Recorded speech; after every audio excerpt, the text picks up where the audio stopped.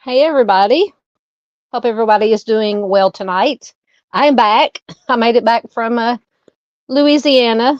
For anybody new here, welcome. Thanks for stopping in and hanging out with us for a little while. This is our weekly Missing Person Monday live stream. We do this every Monday night, with the exception of last Monday, because at this time last Monday I was in Louisiana enjoying a little family time at Mardi Gras. But I hope everybody had a good week last week. I did do a live stream, Friday night? I think it was just a fun one to get caught up. And since I've been gone for a few days, but we are back to our normal schedule now. And I did upload some videos, scheduled some videos to upload last week while I was gone. I'll have videos to upload for this week for you guys. So let's see who is here. And once again, StreamYard, my farm signal is even sketchier than usual. For anybody who's been here before, you know what that means. We'll go with what we got. So I can't get StreamYard to come up on my computer. But anyway, so we'll be working off the phone tonight, but we'll work with what we got as usual. So I'm just going to shut that down on the computer. So Miss Farr checked in. Oh, and let's see. I know she's not a new member. She's been a member. She must have redone her membership. So thank you, Miss Farr. Maybe she'll drop back in. Miss Barb is here. Hello, Miss Barb. Always good to see Miss Barb. Please check out Timmy's Legacy. If you've not heard of the case of Timmy Dees, that is Miss Barbara's son. She is fighting for justice for Timmy, along with a lot of other people. You got the world behind you, ma'am. So please do check out Timmy's Legacy. Always good to see. It's good to see Miss Barb. I hadn't seen Miss Barb in a few days.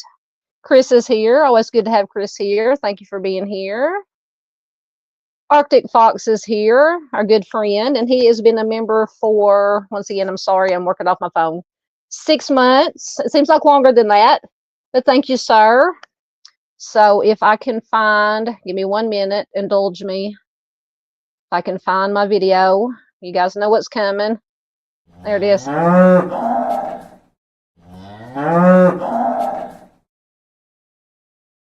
Thank you so much. There's our moo cow.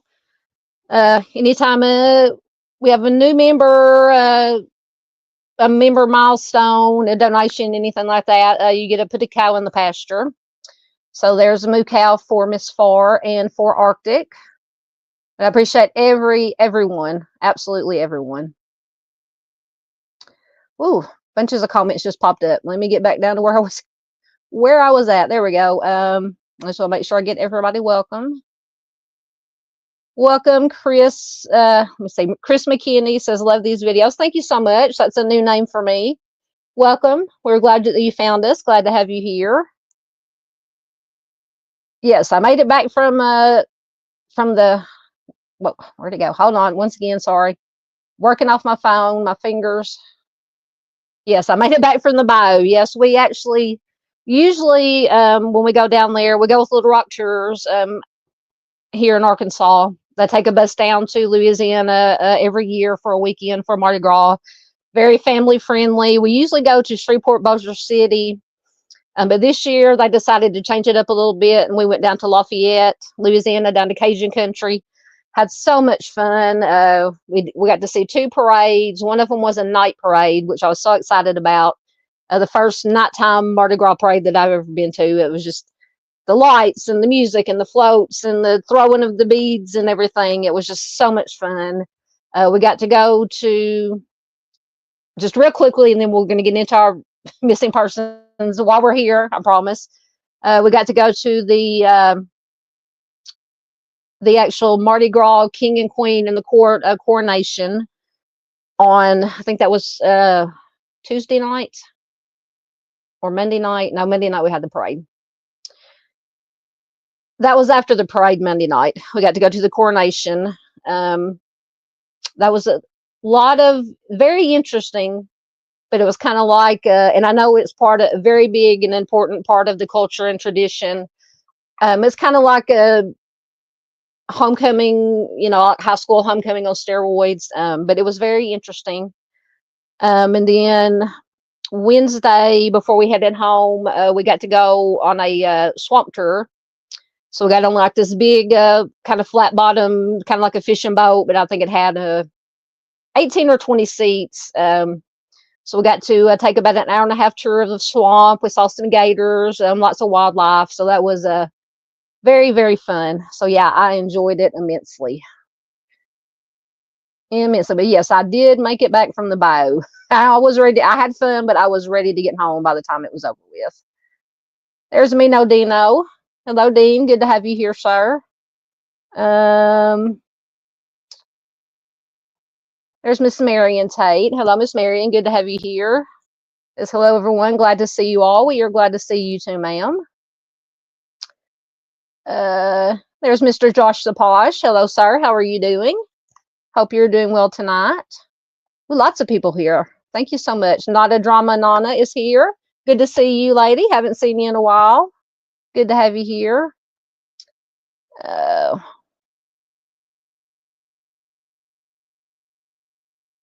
There's Miss Heather Brown. Hello, Miss Heather Brown. Lots of our night owls are here, as I call them. Miss Heather, Dino, Mino Dino, part of our Dave, Owl on the Prowl. Be sure to check out Owl on the Prowl. My friend Dave, he does his live stream, weekly live stream, late Saturday night, early Sunday morning. So if you're a night owl like a lot of us, please do join us live. If not, catch the replay. We love replay crew on all our channels. Absolutely. So it's good to have Miss Heather here.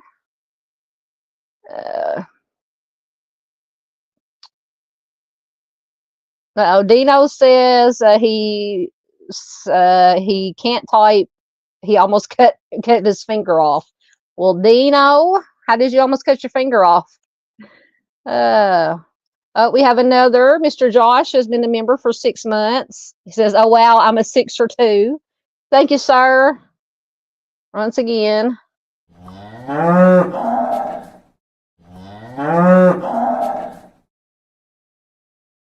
Thank you so much, Josh, for your support. I appreciate it. Comments jumped on me again. Hold on. I'm going to turn my cam off while I'm doing this. Oh, because I'm leaning into the camera and I don't want my big fat face in the camera here while I'm trying to read. I'm going to have to get some stronger glasses. I can't see. Let's see. All right, there's where I was at. Yes, absolutely. Congratulations to Josh and Far and Arctic, all having anniversaries here at the channel. And I forgot, we're going to have to do something the next time we have a fun live stream. Maybe if I do one this Friday, it'll have to be like a late one, like 11:30 Central Time. But the channel anniversary came and went, and I forgot on February the 13th, the channel turned 2 years old. And I don't know if I remember talking about it about a week or two before, and saying we were going to do something special. And then I get, life happens, work happens, stuff happens, and I guess I forgot about it. So sometime soon, maybe late night this Friday, we may do another fun live stream to have a belated celebration for the 2-year anniversary for the channel. And I couldn't do it. All credit goes to you guys, all the members, the community, people who drop in, who find us. I couldn't do it without you guys. So I appreciate it so much. I would never, when I first started the channel, I never thought that I would be at, I think I'm at 1,015 subscribers, I believe, somewhere around there. And it just blows my mind every time but so I thank you guys very much for everything you do for this channel, for all these other channels like Arctic's and Timmy's Legacy and Mr. Steve at True Crime Web and Duchess and Dave and Doodle, and the list goes on and on, for all the good creators out there just trying to do it the right way to get the awareness out for the missing the right way. And I just appreciate the creators, community, everybody. All right, I'm going to stop blabbing now. But I really do truly appreciate you guys. Absolutely. All right, we'll get caught up, and then I promise we will get started. There's Mr. James Tate. Hello, Mr. James. Says, hello, everyone. Thank you so much for everything you do for everyone else. God bless you all. Thank you. Thank you, sir, for your continued support. Absolutely love seeing Mr. James. There's Mustang 65. Hello. Welcome. Good to have you here. Yep, there's Miss Farr again. She's back. Yep, and the 6-monther. Did you see your cow earlier, Farr? If not, I can give you another one.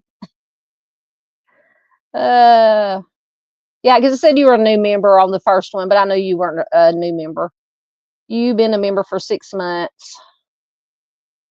Let's see here. Just getting caught up. Miss Marion's trying to get her TV hooked up to something. I feel your pain. Absolutely, Mustang. Yes, justice for Timmy Dees. And if you guys want to, stick some green hearts in the chat for Timmy. Absolutely. Let's see here. Absolutely. Thank you, Miss Heather. Oh, where'd it go? There it is. Yes, please don't forget to hit the like button. Share the link out. Invite people that you may know who may want to come in and join us, who might not have seen us before. If you're watching Replay Crew, thank you so much. We love our Replay Crew. We love our lurkers. If you're watching Replay Crew, please leave a comment. Share is the most important thing you can do, is to share, to help get this information out to as many people as possible.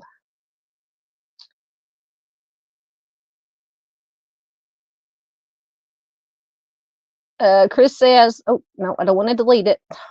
Okay, Chris says, can we do something next Thursday? Are you talking about this Thursday, this week, or next week?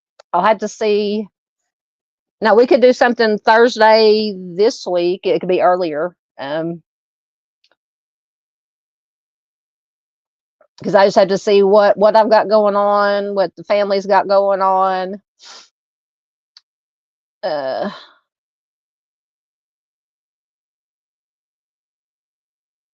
I need to know what Dino did to his finger. He said he almost cut it off. Oh my goodness. And oh yeah, speaking of Chris, I hope you're feeling better, Chris. Chris said earlier he was a little bit feeling a little bit under the weather. Thank you so much, Miss Marion. Oh, Miss Farr is at it again. Turn my camera on. Miss Farr gifted a Southern Gaucho Crime membership. Thank you so much, ma'am. Thank you so much. And once again, I notice my signal is going in and out. So if it gets really, really bad and you just like can't hear me at all, or I start sounding like a R2D2, I think somebody said one time, just let me know. Because I can't tell from when I'm doing it here, everything seems normal. But when I watch replay, sometimes when my signal's bad, it's really bad. So anyway, we'll give another cow to Miss.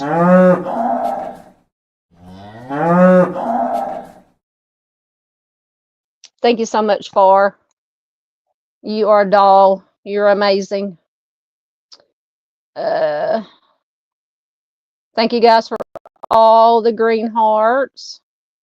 Absolutely. Chris says it takes a village or a team to make a difference. Absolutely. Thank you so much for all the green hearts.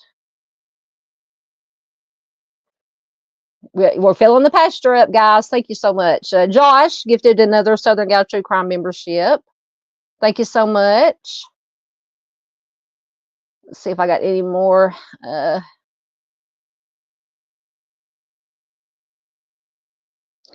Give Josh his moo cow. Filling up the pasture. I love it, guys. Goes right back into the channel.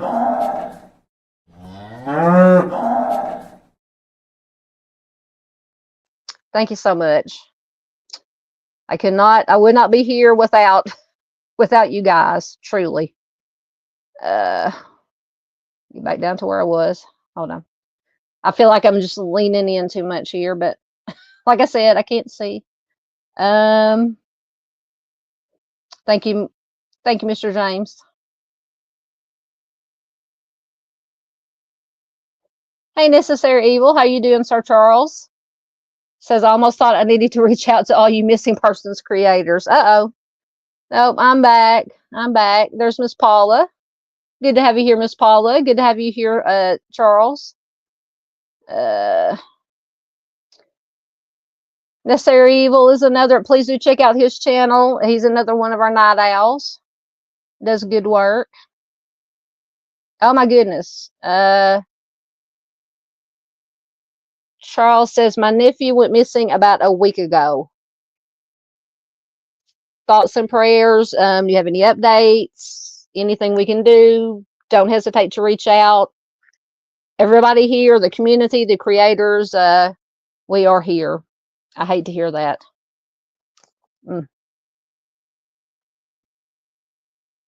Just let us know. Just let us know what you need.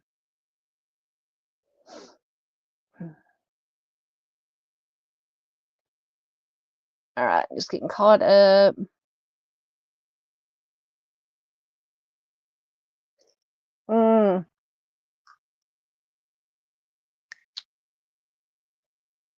Thoughts and prayers. Just reach out. You can email me or anybody, you can email me, southerngauchocrime@hotmail.com. Whatever we can do. I'm so sorry.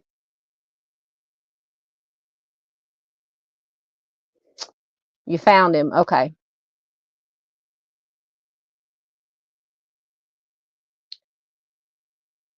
Hey, Junior. Good to see you, sir. Always good to see Junior. I hope you're doing well, Junior, and staying. I don't know what the weather's like has been like in Michigan lately. I know here in Arkansas it's warmed up. We're supposed to have bad storms Friday. Yes, we love the cow. Yep. We missed you too. We missed you too, sir. Glad you found your nephew.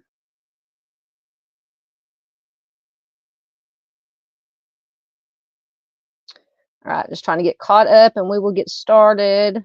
We have 17 people here. Thank you so much.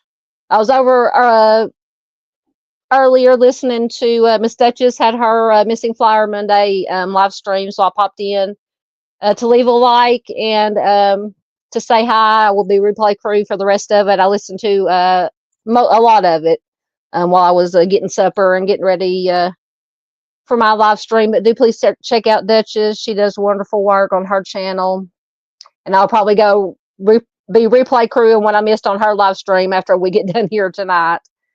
But please do check her out, and anybody can drop you guys can drop links. All our friend channels, absolutely.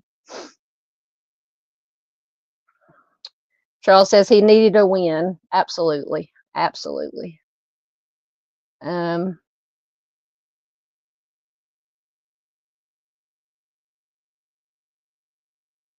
that is good to hear. Good to hear. Oh, you're fine, Miss Paula. Miss Paula said I was trying to fix something in my closet. You're fine. You're fine, dear. Like I said, we're 21 minutes in and but I always want to welcome everybody in. I don't want to miss anybody. I want to say hi to everybody. Because like I said, once again, I wouldn't be here if it wasn't for you guys. So I just want to make everybody feel welcome. Yeah, that's what I'm worried about. Yeah, Arctic, who is also in Arkansas, he's in a different part of Arkansas than I am. I'm in central Arkansas, but yeah, it looks like we're going to have maybe some naders, some tornadoes. Hopefully it'll, God will keep his dome of protection over us. But yeah, I'm not looking forward to it. We'll definitely be keeping an eye on it.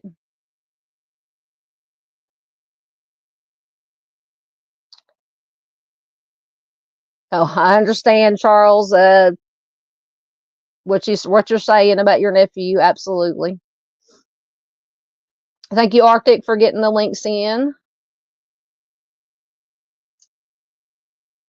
Oh, absolutely, yes. You could have done that, sir. Absolutely, absolutely.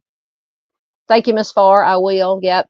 Unfortunately, it is a start of a severe weather season here in the South. So from now till through about May or so, it'll be really, that's our severe weather season. And then where I live, what they call Dixie Alley, which is kind of more east than like Kansas and Oklahoma and Nebraska that usually get, the severe weather season. We have the Dixie Alley severe weather season, which basically can be all year round. But sometimes it's later into the fall, winter even. So yeah, the pleasure of living in Arkansas. All right, I think we are caught up. So we are going to get started. If I can get everything up here correctly. There we go. All right, so like I said, Missing Person Monday. The last few months we have been featuring a state a week. We have made it to the East Coast, to the eastern states. We're on New Hampshire tonight, so I have, I believe, 6 missing person cold cases from New Hampshire.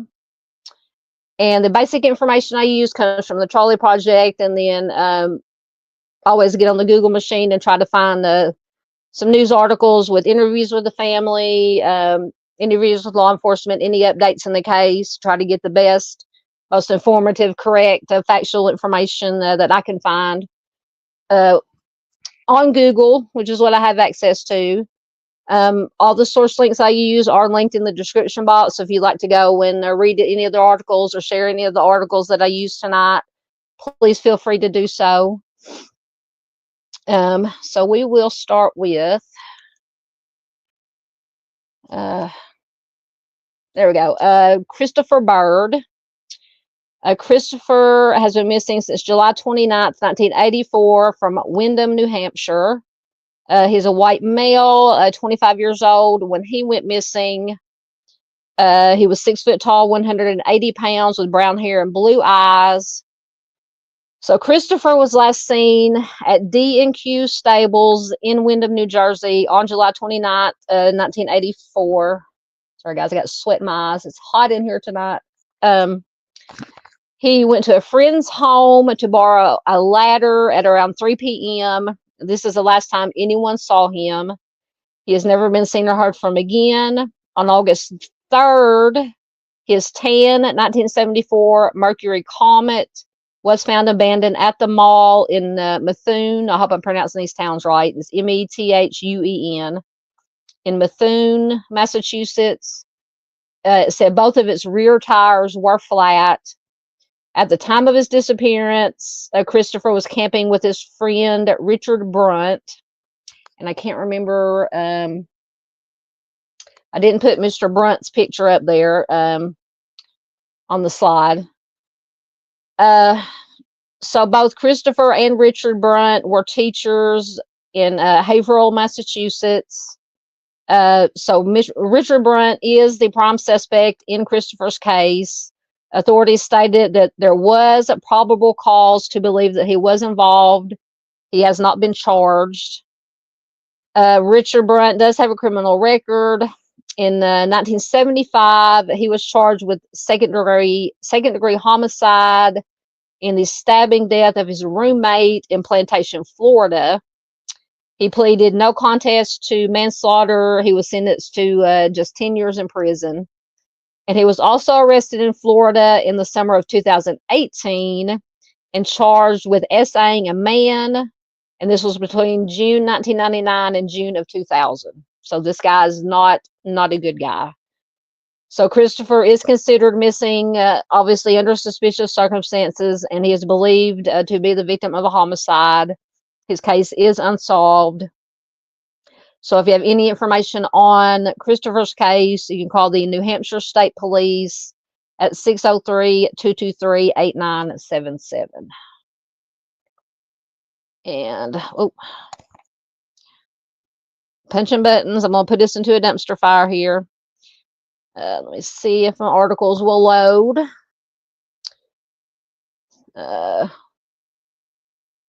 Get caught up on some...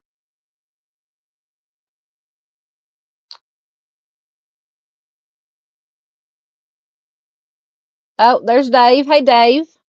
There is our owl on the prowl. He must have heard us talking about him. Welcome, Dave. Good to have you here. He's probably listening and driving. Yes, absolutely. Prayers for Mr. Bird. Wait. Uh-oh, Dave said his phone might die. Oh, goodness. You are certainly welcome, Mr. Charles. Oh, no, I don't want to delete Dave. Almost deleted Dave. Didn't mean to. Okay. So I should know Dave is going to correct me. He said, let me see if I can get it right. Methuen. Is that closer, Dave? Methuen. Yep, Dave is listening and driving. Thought I saw somebody pop in here. Oh, yep. Welcome, Butterfly Kisses. Good to have you here. I'm sorry once again for leaning into the camera, but I'm working off my phone. Good to see Butterfly Kisses. Thank you so much for being here.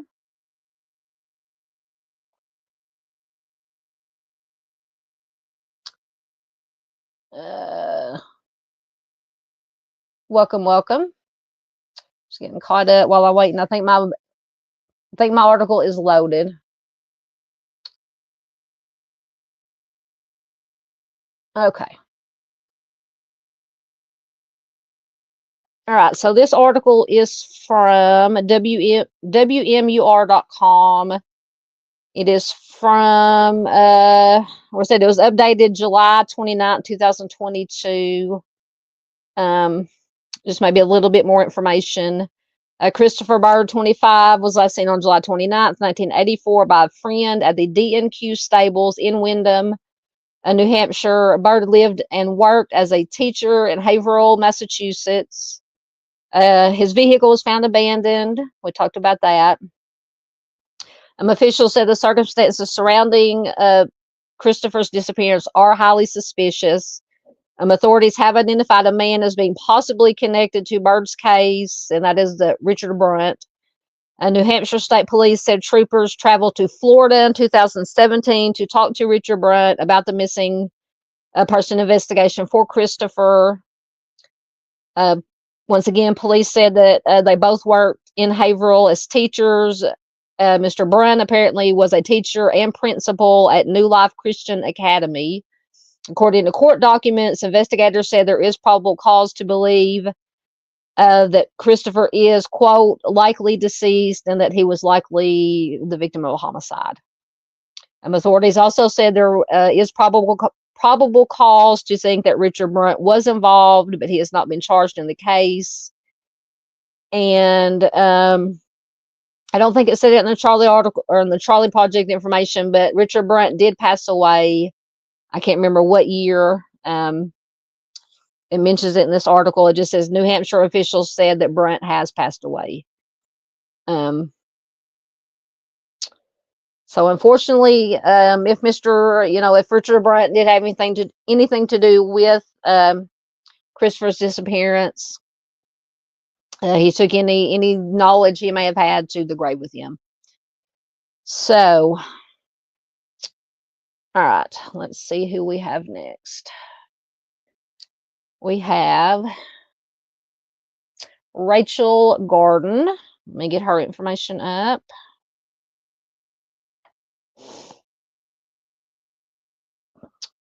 And I'll get caught up in your comments again. This is Rachel Elizabeth Garden.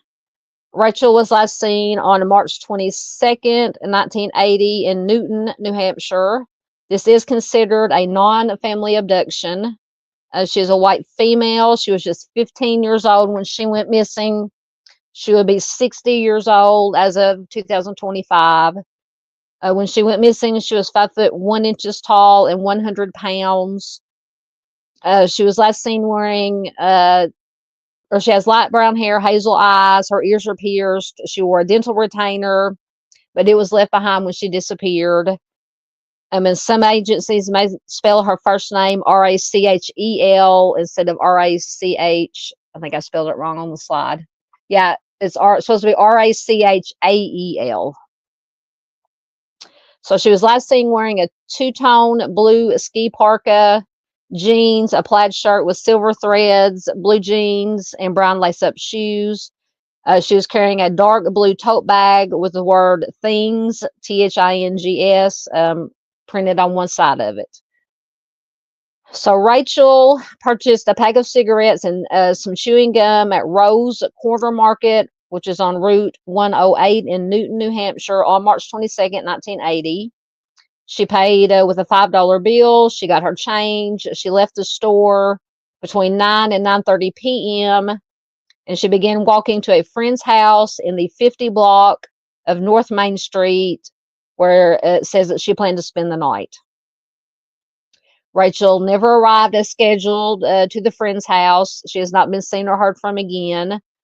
Her parents reported her as a missing person at around 10 a.m. the day after she was last seen. An extensive search of the area produced no clues as to Rachel's whereabouts, what could have happened to her. She left all of her belongings behind at her family's residence, including her dental retainer. She did own a horse, and her family members said it was very uncharacteristic of her to leave her horse unattended, uncared for. On the night of her disappearance, Rachel was seen talking to 3 male acquaintances in a dark-colored car near Rose Market. According to this information, these men all had what they called troubled reputations, and they were involved in criminal activity. And one of them later served a prison term for assault and SA. After Rachel's disappearance, one of the men allegedly confessed to taking her life. The reported confession caused police to dig up a site off of Route 108 to look for Rachel's remains, but no evidence was located in that search. It is unknown whether any of the men were actually involved in Rachel's disappearance. Rachel is the oldest of 4 children. She was a freshman at Sanborn Regional High School in 1980. Her loved ones described her as outspoken, fun-loving, friendly, and occasionally rebellious, which is, I think, describes most teenagers. It says that she did have a good relationship with her siblings. but sometimes resented having to babysit them. She had complained to friends about her parents' rules. Once again, normal teenager. And sometimes says she skipped school to smoke and drink with other teenagers in the woods near Maple Avenue. So, per usual in a lot of these cases, even these cold cases, because of her age at the time of her disappearance, Rachel was originally thought to be a runaway. Although a voluntary disappearance is still considered a possibility, investigators are now investigating other theories as well, including the possibility of foul play. And it says that Rachel's case is classified as a non-family abduction due to the lack of any available evidence as to what actually happened to her. So it could be that she was a runaway, or it could be foul play. It could be accident. It could be basically anything, unfortunately. So if you have any information regarding Rachel's case, you can contact the Rockingham County Sheriff's Office at 603-679-2225 or the Newton Police Department at 603-382-6774. And I do have an article on Rachel. Let me get it loading, and I'll get caught up on some comments because it might take it once again a minute to load because my signal's not that great tonight. Get down to, let's see. Hopefully Dave's phone is still working. Oh, Dino, you're someone to be talking about getting a charger. Dino's phone is always dying too. We have to give Dino a hard time. We love Dino.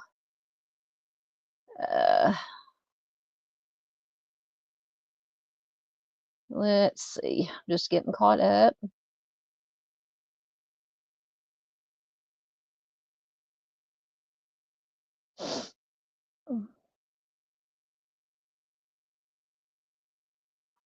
Thank you, Mr. Charles says he is driving home. Hope y'all will still be here. I'm sure we will. I'm sure we will. Be safe driving. Absolutely. Arctic says, please leave your DNA on that like button and share this out. Thank you so much. Welcome, Jody Walters. Good to have you here. Thank you so much for being here. Miss Peggy made it in. Good to see Miss Peggy. Hope you're doing well.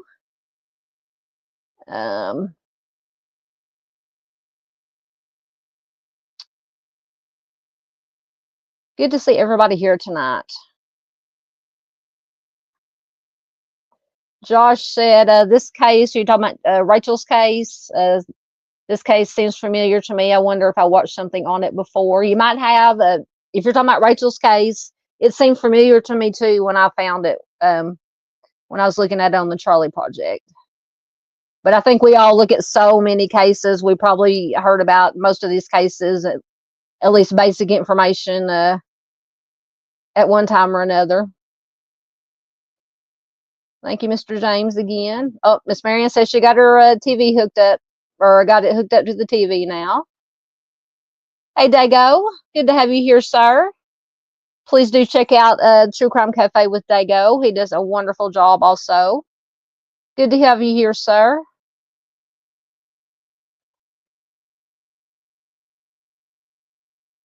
Oh, did you get congratulations? That is ironic. I think Dago says thank you so very much for the membership. I'm so grateful.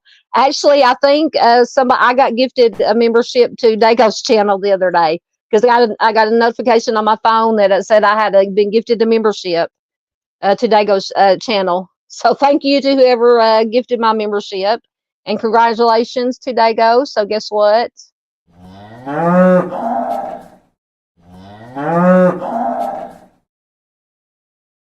Welcome, welcome, welcome. Good to have you as a member.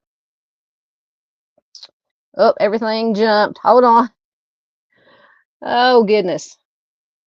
Stop my camera. I feel like I'm just, when I have to lean into the phone, Let me get back down to it. Goodness gracious, whole bunches of comments popped up. All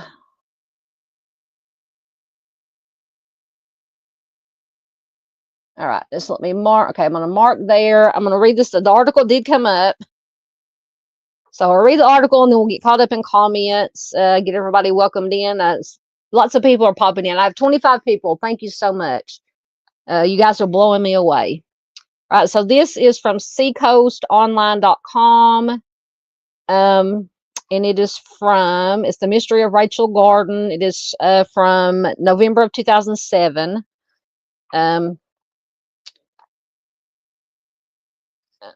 Get the ads out of the way. Ads drive me nuts.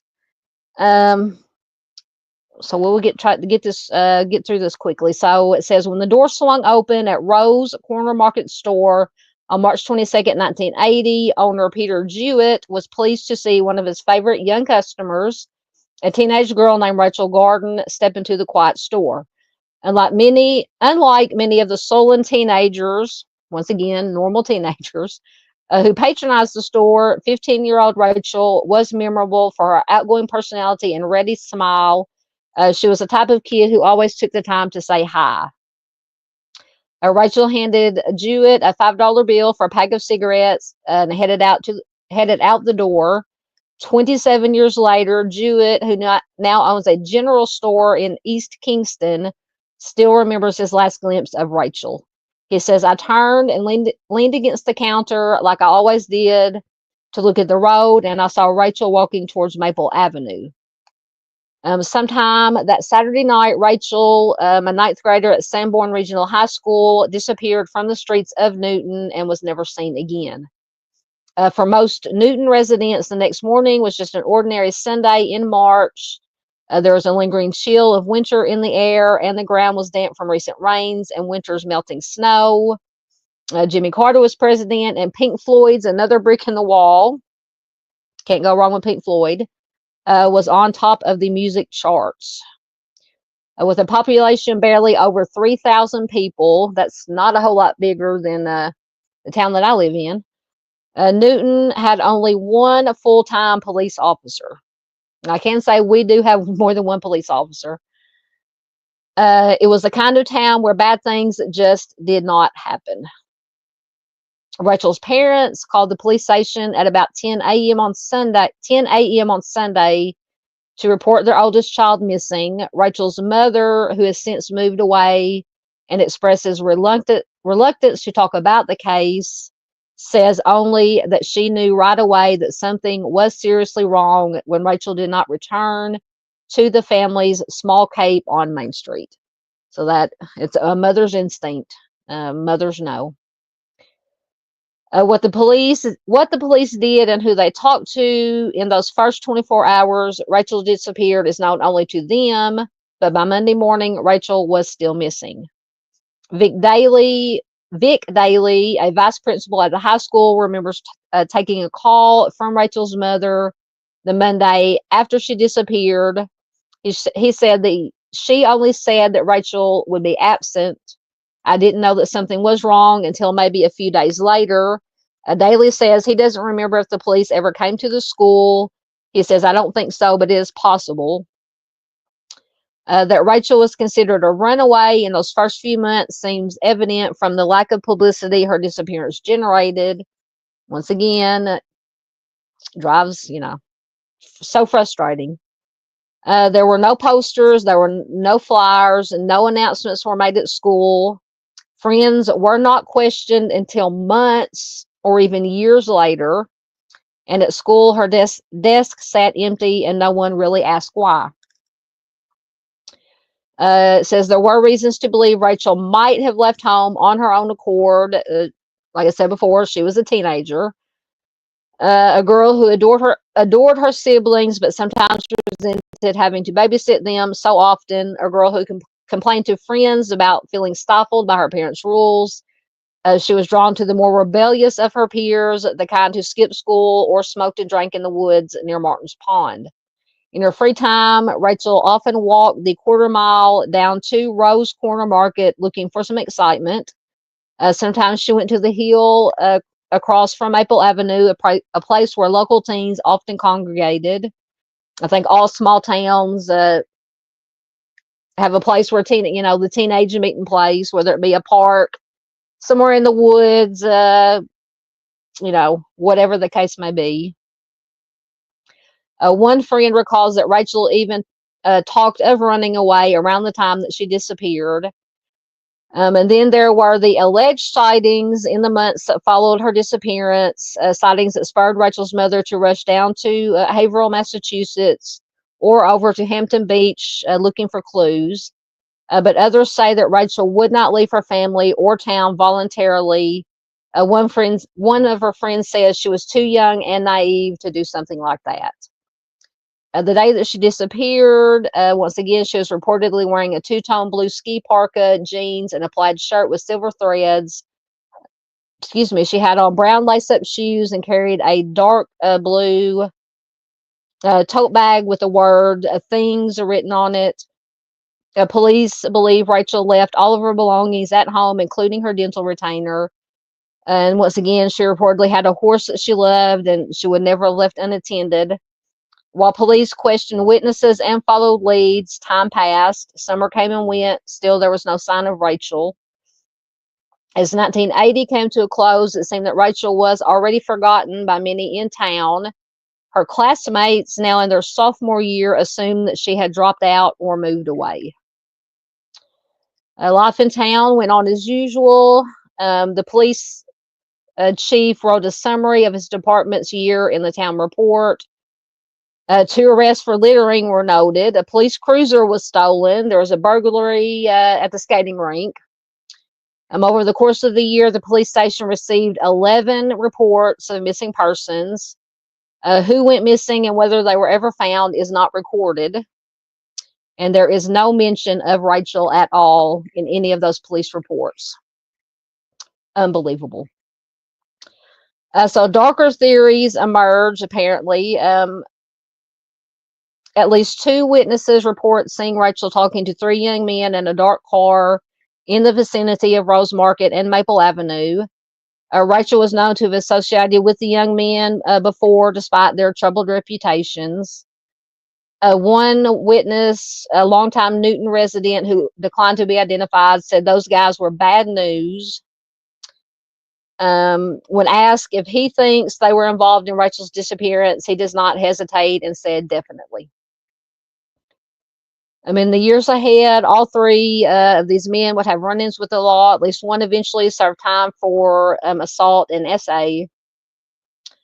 Then there was the alleged confession by one of the men, spilled out at a smoky bar in Haverhill, and sending police on a futile search for Rachel's grave. Were one or all or none of these young men seen with Rachel that night involved in her disappearance? Were they just easy targets because of their reputation?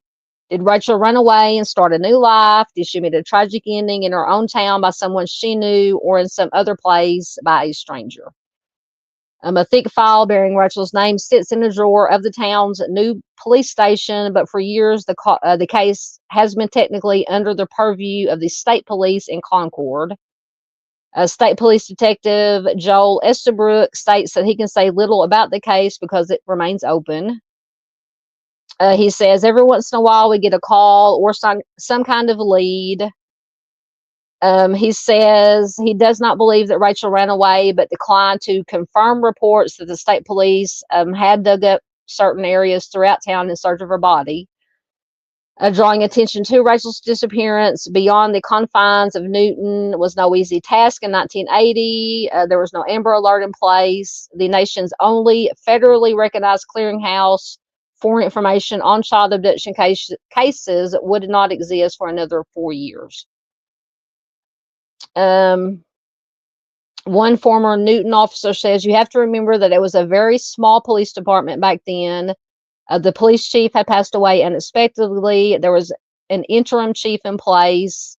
There weren't the systems in place like there are now when children disappear. By many accounts, police did all they could to find Rachel in the months and years that followed. Volunteer firemen and the Boy Scouts scoured the woods near Maple and Highland Avenues. A helicopter flew over Newton's woods, swamps, and fields. Dogs were brought in. Witnesses were questioned. The family even consulted a psychic who reportedly pointed police to an area off of Maple Avenue. Where Rachel was supposed to be the Saturday night she disappeared is unclear. Information posted on missing persons websites state Rachel had planned to stay overnight at a friend's house just down the street from her own house. Today, that friend says that was never the plan. She says, I didn't know she was coming over here and I never saw her. The friend said that she babysat that Saturday and then went out to a movie. So I wonder if this was just Rachel was going to go somewhere that maybe she thought her parents didn't want her to be. So she just told them that she was going to go to a friend's house, possible. But please do let me know what you think in chat or replay or in comments if you're replay crew. Because I mean, right, at least most 99% of teenagers, I know I did it back in the day. If you were going to go out and be somewhere or be with somebody or people that you pretty much knew your parents or your guardians knew that you probably shouldn't be at, you would say, hey, I'm just going to spend the night at so-and-so's house. Lots of teenagers did that. So this friend eventually moved away to Nantucket, Massachusetts, and recalls that two detectives once went to the island to question her, but she says she really had no information for them. Rachel would have graduated from Sanborn in 1983.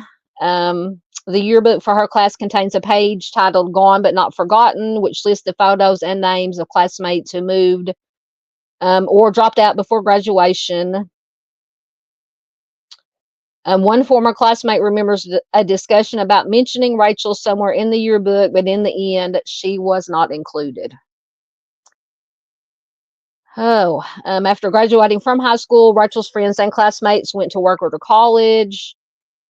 Some still have roots in Newton, but for others, those years represent another lifetime. Let's see here. This is a longer article than I thought it was. Just telling about the town, how the town has changed. People have moved on. Says, but now no one there remembers the young girl who disappeared from Newton 27 years ago, which longer now. This article is from 2000 something. Just that's why we do this. So never forgotten. It's just. Says a girl who lived just down the street, the one with large brown eyes, named Rachel. So once again, if you have any information about this case, you can contact the Rockingham County Sheriff's Office Missing Persons Unit at 603-679-2225. And unfortunately, that is the case. A lot of times, somebody goes missing. Police do what they can. Families, of course, never stop looking and trying and hoping, but life goes on, the town moves on, people move on, and sometimes people are forgotten by, obviously not their family members, but by, like I said, this is why I have this channel, for cases just like this one. All right, let me get caught up in comments quickly, and then we will move on to the next case. Let me get a drink, get this other article started, so I won't take it. We won't have to wait forever for it to load.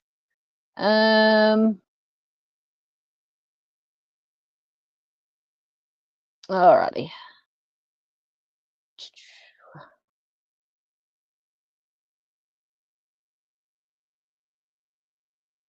Yes. Oh, I don't want to delete it. Once again, working off my phone. Sorry. Yep. Far gifted the membership, and somebody else I think gifted the membership. Hold on, let me check. I don't want to. Josh gifted the membership, so you can thank either Far or Josh the Posh.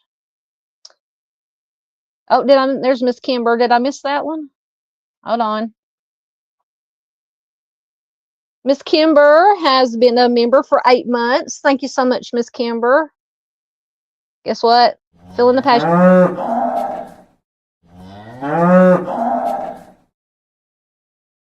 Thank you so much, Miss Kimber.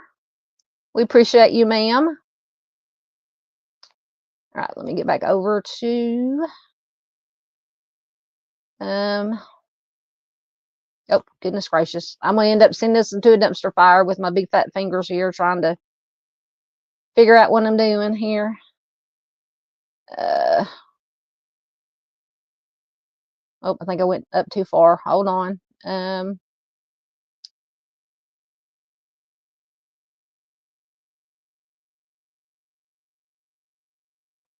All right, getting caught up. Thank you so much, sir.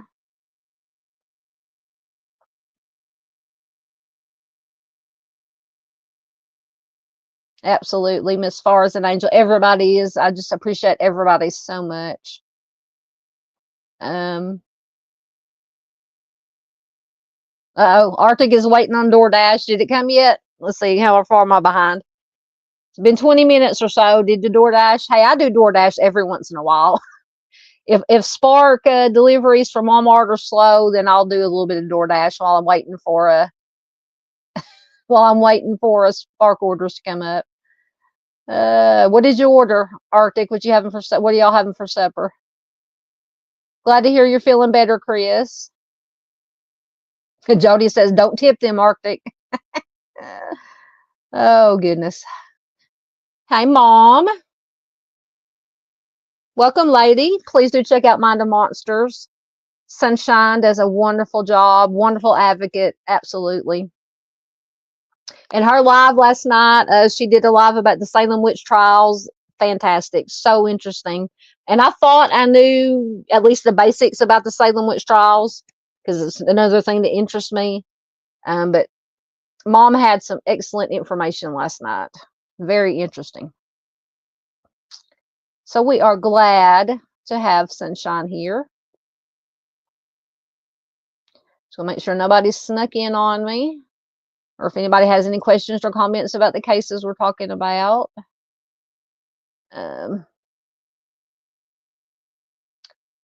Yes, my farm signal. Please let me know how my farm signal is holding up. Hopefully it is holding up and I don't sound like a R2D2. Yes, my farm signal. Yeah, Mom has her swamp signal. I have my farm signal. Or my cow poo signal. I think somebody called it one time. There was a tornado in Florida earlier, Mom. I'm sure you probably know that. I don't know what part of Florida it was in. Something popped up on my notifications about it. Oh, Arctic is having Chinese food. That sounds good.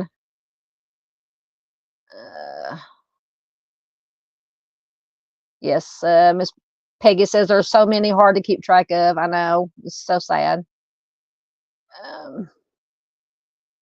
Yes, and Mom, Mind of Monsters is going to be at the National Mustang Show in Florida. Is it this weekend, next weekend? She will have a booth for Our Missing People featuring Vladik, Hassel, and more. So if you're in that area, please go out there and support.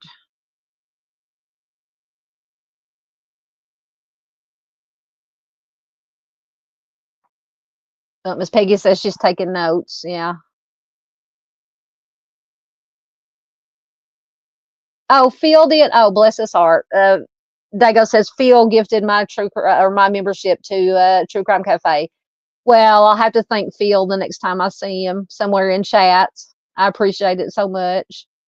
Heather's mooing. Welcome, Patriotism. Good to have you here. See, that's why I like to keep up with comments because people sneak in on me when I'm reading. Thank you, Miss Kimber. Says she's going to go share this out. Thank you so much. Jody says, I can't remember how to turn on gifting. I think you can go to if whatever channel you're on is monetized or offers memberships, you hit like the little $sign on chat on YouTube, and there's an option to turn on membership gifting. I think that's where it's at. I could be mistaken, but I think that is where it's at. Yes, Miss Peggy says, nothing's coming up. Yes, the $sign at the right side of chat. Thank you, Miss Peggy. Once again, there's Miss Kimber, member for 8 months.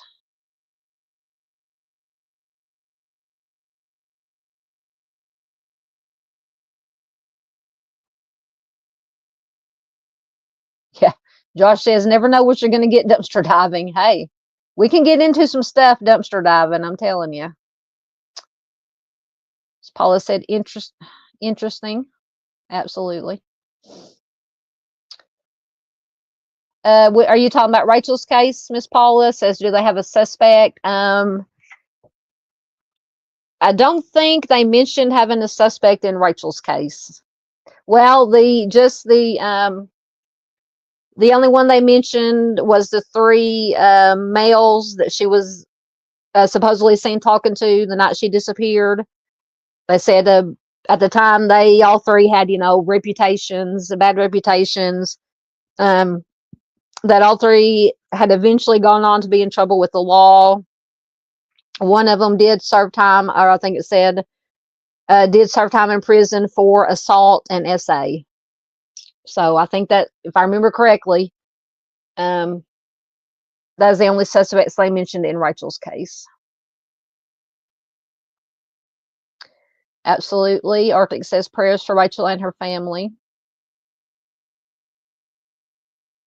Enjoy your supper, Arctic. He says he's listening in the bushes, eating his food finally got there. I think he said he was having what, Chinese? Is that what he said? I think he said he was having Chinese. Yep, Chinese. Yeah, me too. Kimber says, now I want Chinese. I know, me too. Oh, Mom had to say egg rolls. I love egg rolls. Egg rolls are my favorite. Yes, Miss Peggy had a, damn it. I keep almost putting people in timeout. Miss Peggy had a birthday, a couple of days ago. So happy birthday, Miss Peggy. Happy late birthday. Are you talking about Rachel? Josh says, I'm reading a 1991 article about them digging up a house that burnt shortly after her disappearance.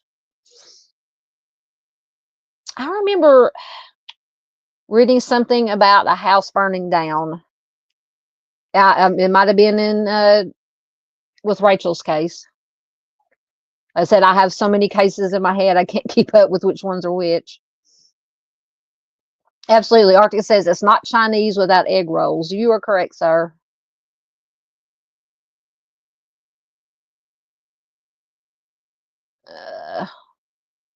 Almost caught up. Yes, everybody loves egg rolls. Mr.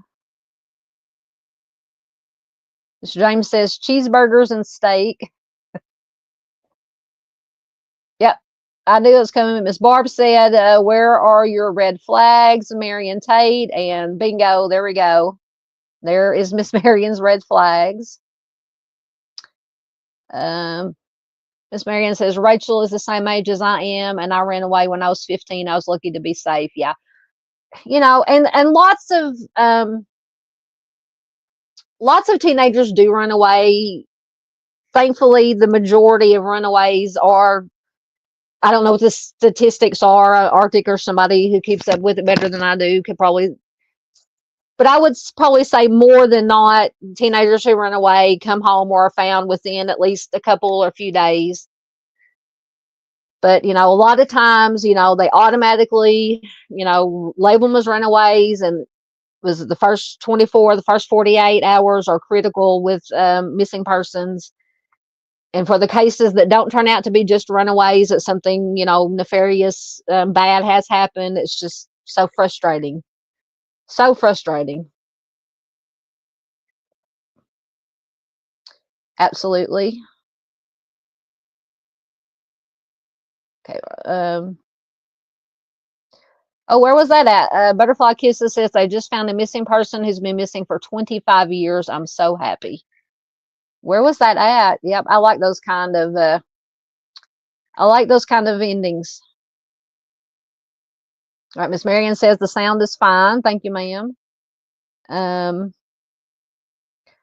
Yeah, that's what I think that article was about. Sunshine said the tornado took out the Fox 35 news station. Yeah, I think that's I get all kinds of notifications on my phone from different websites, news sites. But yeah, that's what it said, was that it took out the news station. But I think, and I think they did mention it here on the local, the national news. No reported injuries or deaths, so that is good. I just hope Friday here, they keep saying we're going to have storms and possible tornadoes, but it is that time of year. So, okay. Thank you. Mom says the first week of April is the car show, and remind me again exactly where it is. I know you said it last night, but I've slept or not slept since then. Mom, feel free to put in all the info. You have a wrench, you can put in links, any information that you want to about the car show. Feel free to do so, ma'am. Put anything you want to in chat about the car show to help bring more awareness. Yep, Miss Marion says, I know that's where Miss Barb went, car shows, and got petitions signed for Timmy.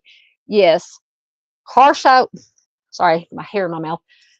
Car shows are good for anything. I mean, just there's so many, because our family is involved in the Arkansas Pontiac Association here in Arkansas, and so many people are into cars, into car clubs, go to car shows. Not only do I know, at least as far as the Pontiac Association goes, they raise a lot of money for charity, donate to the Arkansas Children's Hospital, different charities around Arkansas. But yes, they are great ways. Lots of people at car shows to help bring awareness to anything, missing persons, whatever the case may be. So yeah, car shows are excellent, excellent, excellent. All right, I promise we're going to get. Oh, see, I told y'all I didn't want to miss anybody. There's one of my favorite humans, as Miss Doodle says. Hello, beautiful, beautiful humans, if I can speak English tonight. Welcome, Miss Doodle. Please check out Miss Doodle. She is fantastic. Good to have you here, ma'am. All right, I promise we'll get caught up. We'll move on. Next, we're going to be talking about, I can go ahead and advance the slide. Don't forget. Oded Gordon. I could not find a whole lot of information, unfortunately, on Oded. Just get caught up. Thank you, Miss Doodle, for putting links in. Thank you, everybody, for putting links in who has a wrench, for everything you guys do, and gals. When I say guys, I mean guys and gals. Yes, happy belated birthday to Miss Peggy.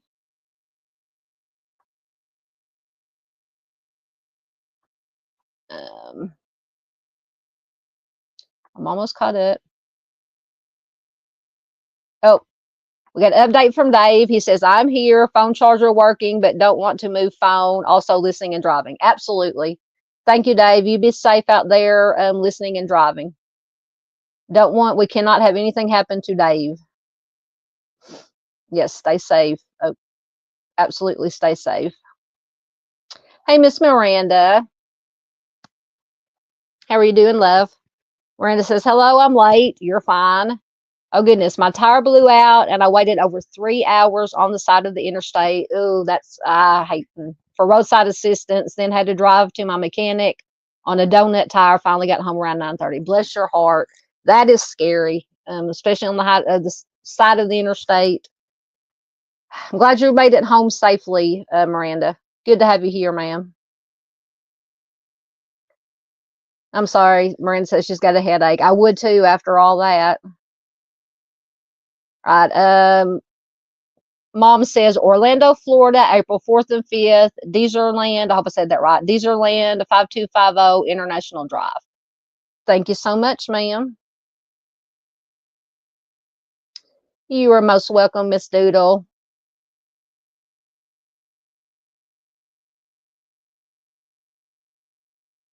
Butterfly Kisses. Oh, geez, I'm going to end up sending this somewhere. CBS also had the updates on Andrea. Andrea, who you'll have to remind me once again. So many cases in my head. Oh, all right, I am caught up, so we will move on to the next case. Let me mark where I left off right there. Get a drink before I start reading again. Okay.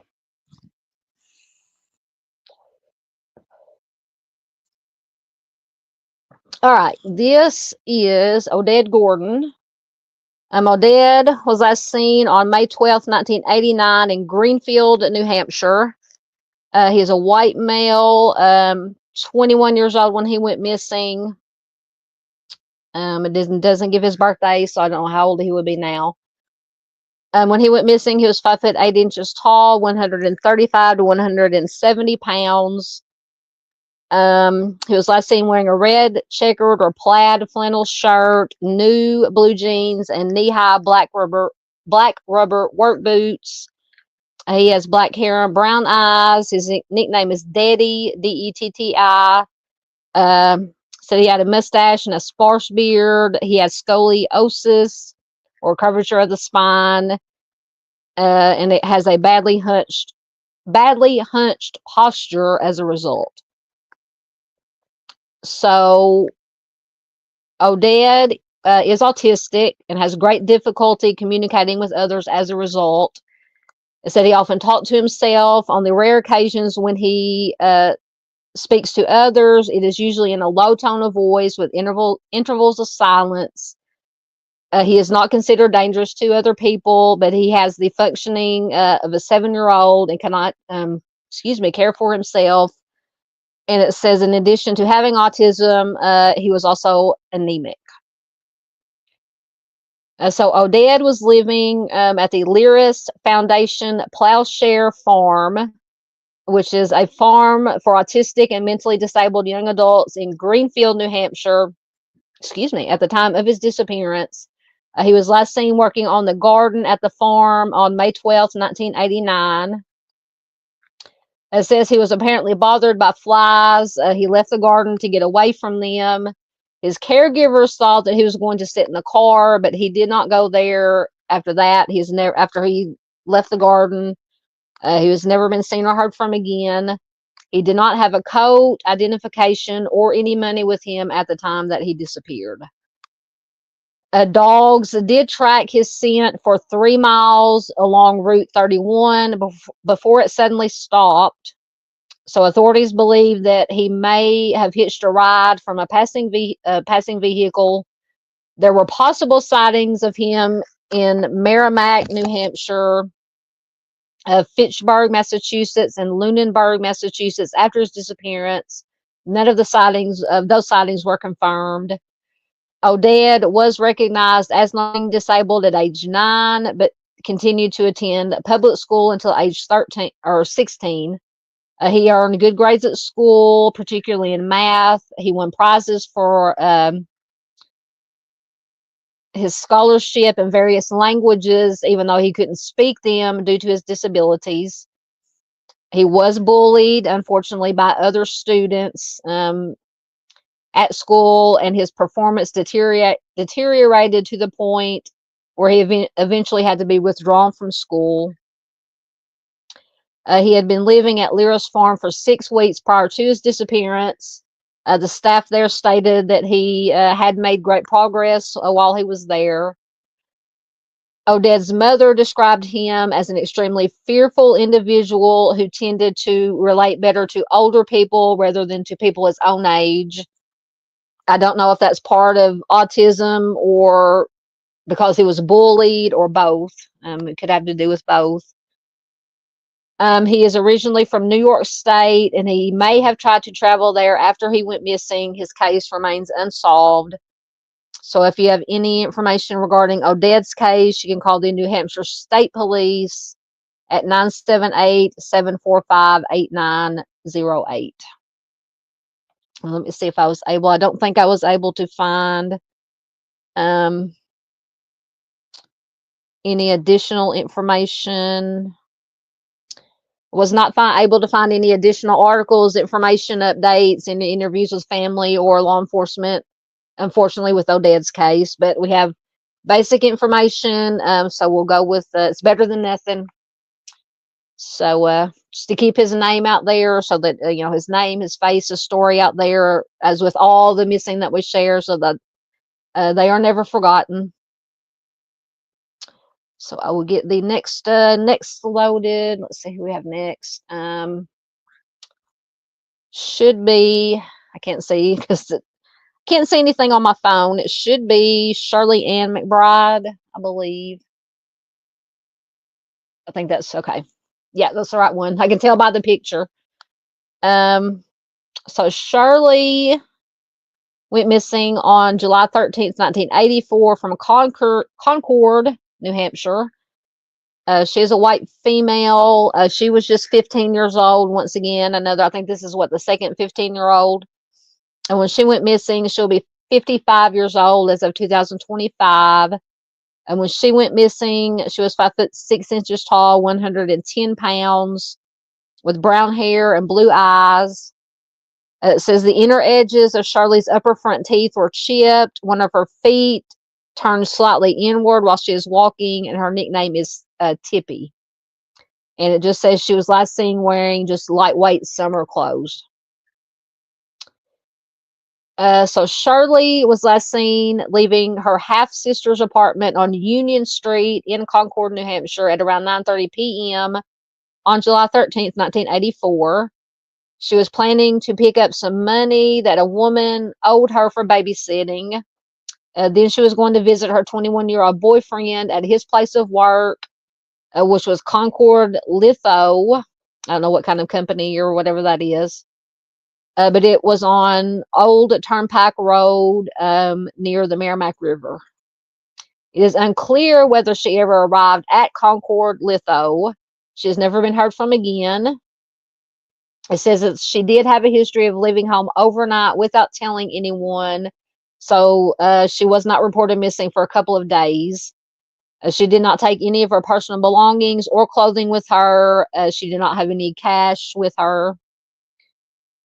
She was living with her half-sister, Donna, and Donna's children at the time that she disappeared. She had moved out of her parents' home with their permission. So she was only 15. So she had moved out of her parents' home with their permission a few months before. It said that she began to have problems in 1983 after her family moved from Manchester, New Hampshire to Pittsfield, New Hampshire. It says that she could not make new friends in Pittsfield. She was often truant. She was suspended from school. She used some illegal substances. She regularly visited people at the state prison at the time that she vanished. See, this, I think I've read this case before too, because somebody said earlier about one of the other cases that sounded familiar, but this, that she visited people at the state prison sounds very familiar to me. It is unknown whether any of the inmates are connected to her disappearance, to her case. She did earn spending money by babysitting for local families. Despite her personal problems, Shirley's family does not believe that she left of her own accord. Within a week of her disappearance, her father decided that she was probably deceased. Now, I don't know why, after a week, because, one day is too long, but a week is not, so I don't know why her father would think that she was deceased. I'm not trying to imply anything, but I'm just, So her father suspected that her boyfriend was involved in her disappearance. He did track the movements of her boyfriend. And as a result of that, Shirley's father was arrested for stalking. But it does say that the boyfriend has not been ruled out as a person of interest in her case. Apparently, there were many sightings of Shirley in New Hampshire, Massachusetts, and New York after her disappearance, but none of the accounts were verified, and the police do not believe any of them were genuine.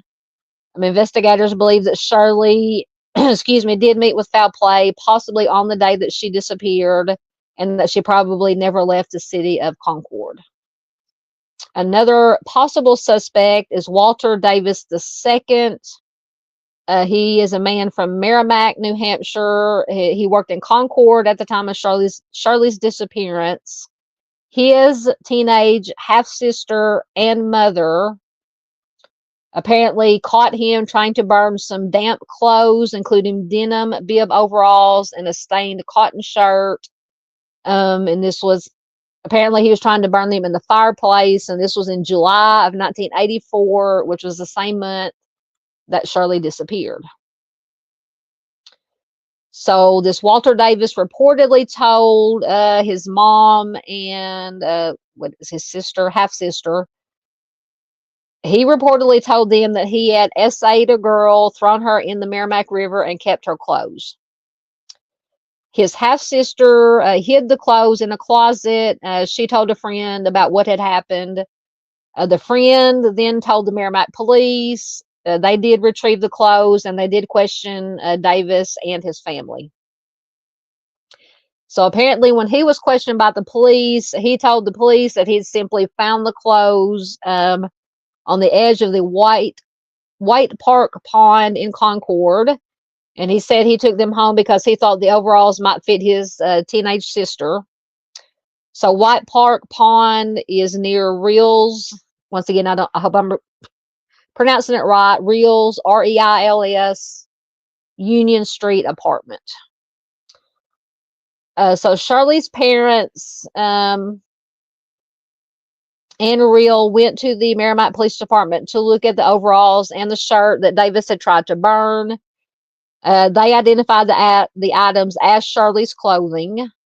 Merrimack investigators asked Davis to take a lie detector test in Shirley's case. He refused, but he also passed away in 2003. So once again, if he had anything to do with Shirley's disappearance, he took any information to the grave with him.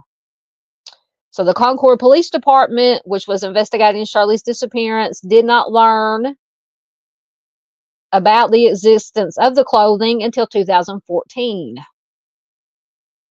So the Concord police took custody of the clothing at that time and said that they were going to test it for DNA, but it is unclear whether this was ever done. Shirley's parents did have her declared legally deceased in 1996, which was 12 years after her disappearance. Unfortunately, her parents have passed away. Her mother passed away in 2003. Her father passed away in 2015. And her older sister, Robin, has been diagnosed with terminal cancer. Oh, my goodness. So both Robin and Reel hope for answers in Shirley's disappearance, and her case remains unsolved. So if you have any information regarding Shirley's case, you can call the Concord Police Department at 603-225-8600. And I think I did have a couple of short articles in her case. Once again, if they'll load, thank goodness they did. All right, so this first one is from April of 2018. It says, after 3 decades, I think it's talking about this finally finding the clothes. After 3 decades, new evidence could solve missing a New Hampshire teen case. So Concord police detectives working to solve one of the city's oldest cold cases are attempting to link forensic evidence to a suspect investigators have known for more than 3 decades. Shirley Ann Tippy McBride, 15, of Pittsfield, has been missing since July 13th, 1984, when she left her half-sister's apartment on Union Street in Concord. Sorry, ads are popping up. To meet her boyfriend on Old Turnpike Road, and she was never seen again. During that time, her family has wondered what exactly happened to her. Police have called it one of the city's most extensively investigated cases. But there has been limited information released publicly about the case. Investigators followed leads. Some family members put themselves in danger. I'm assuming they're referring to her father, who was following the boyfriend around. Put themselves in danger trying to find answers. There were shady characters, hoaxes, and suspects along the way.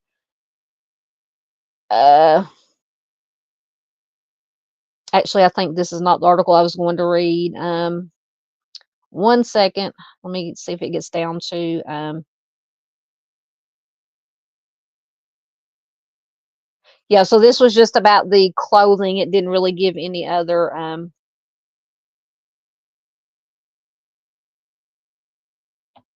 Let's see if I had anything with the family. I think I had another.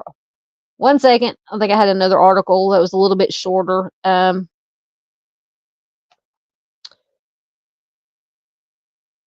The more recent article. All right. Okay, so this one is, yes, from August of 2024. So missing New Hampshire girl case turns 40 with no new leads. Request for info is rejected. So apparently, from the few articles that I've read about this, the family has had quite a bit of problems getting any information from the police, any updates, and obviously we know that law enforcement does hold things, doesn't release a lot of things. But I mean, apparently, from what I've read, they have not told the family much at all. So, a few weeks ago, Shirley McBride's missing person case, said to be one of the most investigated cases in the city, turned 40. So that means this year it'll be 41. Around 9:30 p.m. on Friday, we went over that. It says family members were incensed and are to this day by Concord Police's lack of seriousness and diligence in the ensuing weeks of her disappearance. The local newspaper, the Concord Monitor, which had more staffing than it does today, did not publish a story about the case for weeks, despite family members putting missing posters up everywhere. Investigators have received many leads over the decades, including deceased women who are the same age and description as Shirley, reported around the country. Those cases have been thoroughly investigated. Rewards led to tips, but no breaks in the case. Some former Concord police staffers have said privately that it was a mistake for the department to have ignored the case in its early inception. And once again, her family did have her declared legally deceased in 1990.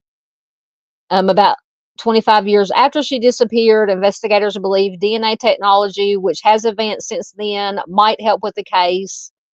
Family members, still furious with the police, refused to give samples. Now, I don't know if I would go that far, no matter how far or how upset I was with the police department. I mean, if it could help ID, I mean, not judging or blaming or anything like that, but so a break in the case appeared to occur about a decade ago when Stacy Coburn came forward with information after researching the case. She related an incident in Merrimack with the half brother of a friend named Catherine around the same time that Shirley disappeared. The incident involved Walter Davis II, who we talked about earlier. He was the one attempting to burn the clothes that he had in a bag after claiming to have essayed and took the life of a girl in Concord and dumped her in a river. It was later learned the clothing did match the clothes that Shirley was last seen wearing. After speaking with her mother, a paralegal, who was a paralegal, about what Raymond had told her, they went to the police. The interview, she said, was recorded, and Raymond, too, spoke with police. Davis, who had connections to Concord, he worked in the area, as did his father, who also owned property in Loudon, was known to Merrimack police due to prior criminal activity.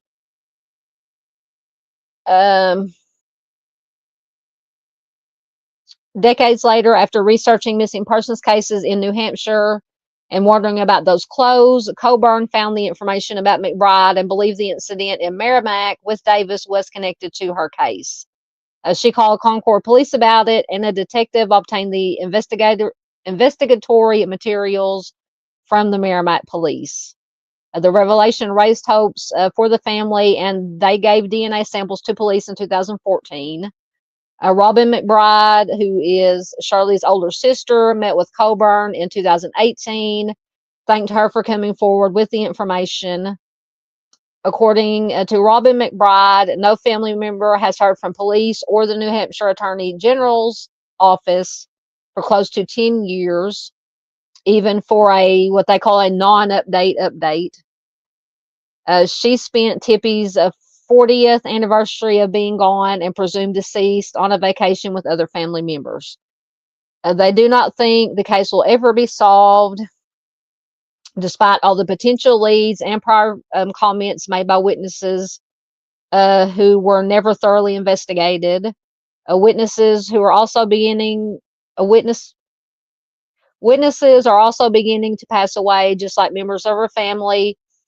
And the cops who worked the case, taking all of their secrets and information to their graves. 5 years ago, Robin McBride met with Raymond, and she did not recall the incident concerning the clothes, which was a puzzling revelation to Coburn. Raymond did tell Robin that she remembered her half-brother saying something happened at a nightclub in the area, believed to be the Take 5 Music Hall, which was on Garvin's Falls Road, and a girl who had been SA'd. Raymond, a longtime resident of Concord who worked in the medical field, she passed away in August of 2019.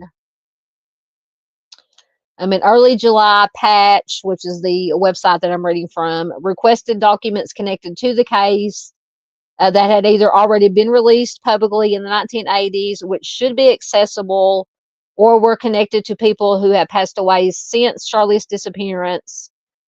A request was also made for generic information about the case, including how many people were investigated as potential suspects and how many official sightings of Shirley were reported to police in the early part of the investigation but were ruled out. Coburn also requested the opportunity to listen to her interview with Merrimack police and an update about any DNA information from the clothes she helped investigators obtain, and all those requests were denied. Michael Garrity, who is the department's director of communications and legislative affairs, said that Concord Police and the state's cold case unit were still working to seek answers about Shirley's disappearance, and that by making the case file public would compromise the integrity of their investigation. I can definitely see where they're coming from. That's definitely true. He said the department believed that Shirley, quote, vanished under circumstances that strongly indicate foul play, and her whereabouts in the case remain a mystery. Garrity said it was rare for a case like McBride's to remain unsolved after so long. He says the trauma, grief, and sadness for Miss McBride's loved ones are unimaginable. We continue to actively work to seek answers for them. Garrity said detectives and prosecutors were always seeking new leads from the public, and in this case, investigators truly need the public's help. He added, detectives need people from the community to come forward with information to help us solve it. If you know what happened or have any information, please come forward. No bit of information is too small in these cases. Even the smallest observation could provide a piece of the puzzle necessary to resolve this case. It says during the past 6 years, the website news agency has contacted several former police employees involved with the investigation and other sources, including suspects, attorneys, witnesses, others outside the family, to see if they would be willing to talk. No one will speak publicly about the case, and few have also said much privately. So apparently nobody wants to talk about anything. One of the significant problems with the cold case unit and active investigations of this kind is the one-sided nature of police work with some cases. As an example, Colburn, who's an indirect witness to someone who may have admitted to this crime, potential crime,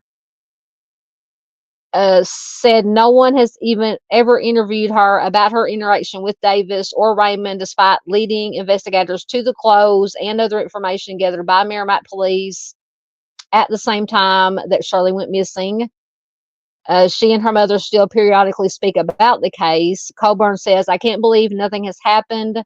My mother and I have always been shocked that no one has ever contacted me." Now, this is the half sister of the man that allegedly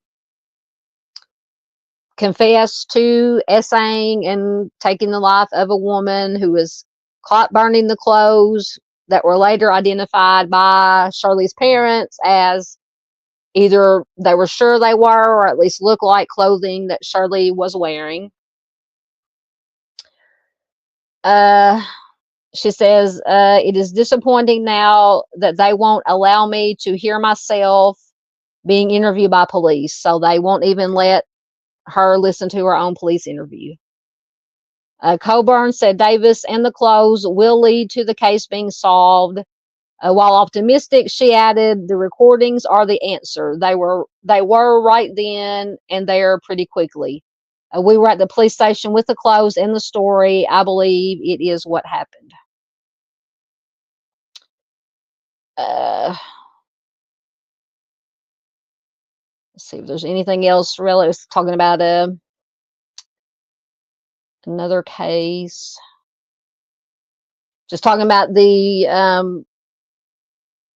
law enforcement not sharing information. But like I said, we know in these cases, there is a lot of times, especially with open investigations, open cases, that they won't, let a whole lot of information out, but it is still very frustrating.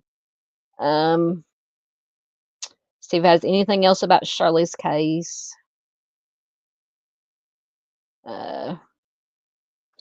Once again, Garrity, who's law enforcement, said anyone with information about the disappearance of Shirley, including her whereabouts and activities on July 13th, 1984, is asked to call the Concord Police Department at 603-225-8600. You can also provide an anonymous tip to the Concord Regional Crime Line, which is 603-226-3100. Or you can submit the tip to the Attorney General's Office Cold Case Unit at a DOJ. It gives the website, doj.nh.gov. So just, I definitely understand the family's frustration with the lack of information. But then again, like I said, you have to look at law enforcement side also in some regards about not releasing some information. But it looks like they would release at least something, give the family something at least, what they can. But anyway, I will get caught up in comments right quick. Oh, we're only hour and we're doing good. We're just hour and a half good. We are good. Okay. Get the other article loading. Let me get a quick drink and get caught up in comments, and we'll go to the next case. All right. Get back down to where I was. I can't remember if I marked where I was at.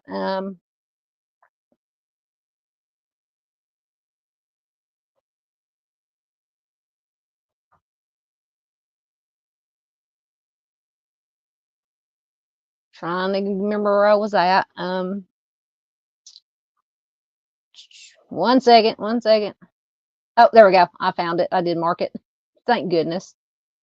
Okay, let me unmark it.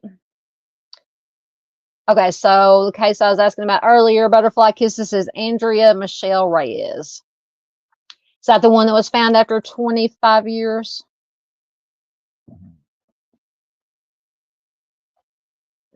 Excellent. I will have to look at that. Because Thursday, like I said, if we do anything Friday, a live stream, it'll be like a late night, something or other. But maybe this Thursday, depending on, I'll have to look at what I've got going on. We may do a true crime after dark because I have found some cold case, some video clips of some cold cases I wanted to share with you guys. And there's been updates in the D. Warner case, the Jody Huisentruit case, some updates in some cases that we've been following or that I've been sharing here. So we may do that Thursday around our normal time, about 8:15, 8:30 Central.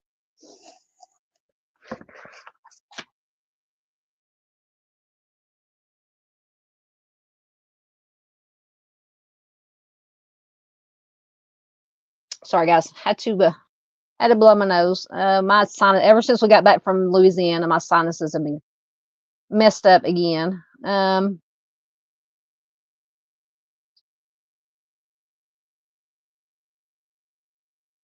I was seeing Heather Brown again. Heather, I hope you're doing okay. I know you're having some medical going on.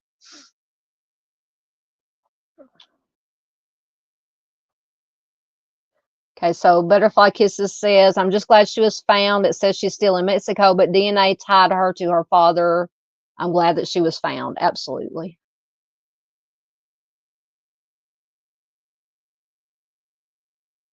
Yeah, Miranda says, this is sad. Are you talking about Shirley's case? Absolutely. Absolutely.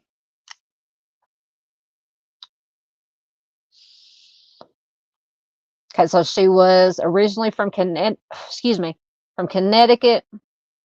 She was found in Mexico after 25 years. Wow. So I might have to look into that because, especially with the DNA, where did they get the DNA from to match? Okay, Heather says she is still waiting for news, but healing well. Good to hear, Miss Heather.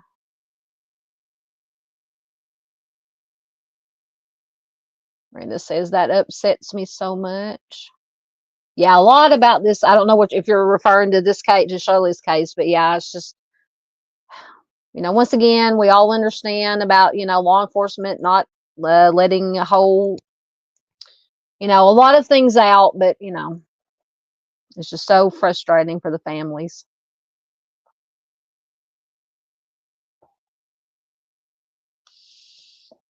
Oh, Chris said, then there's the case of the boy who was found 7 years after missing from Georgia, but found in Colorado alive. Excellent.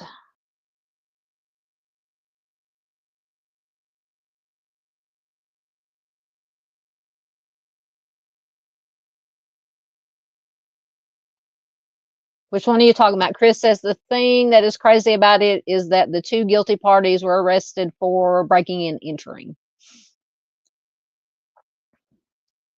Yep, Miss Marianne's got her red flags again. Yep, Miranda says it makes me sick that these people get away with these terrible crimes. Absolutely. Miranda says, give me a break.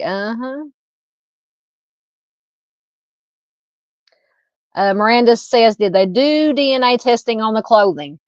According to the article, and I believe the Charlie Project information, the police never released whether they did the DNA testing or if they got anything from it. That is information they did not release.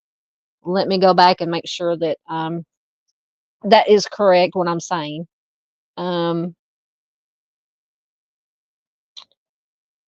Let me find it.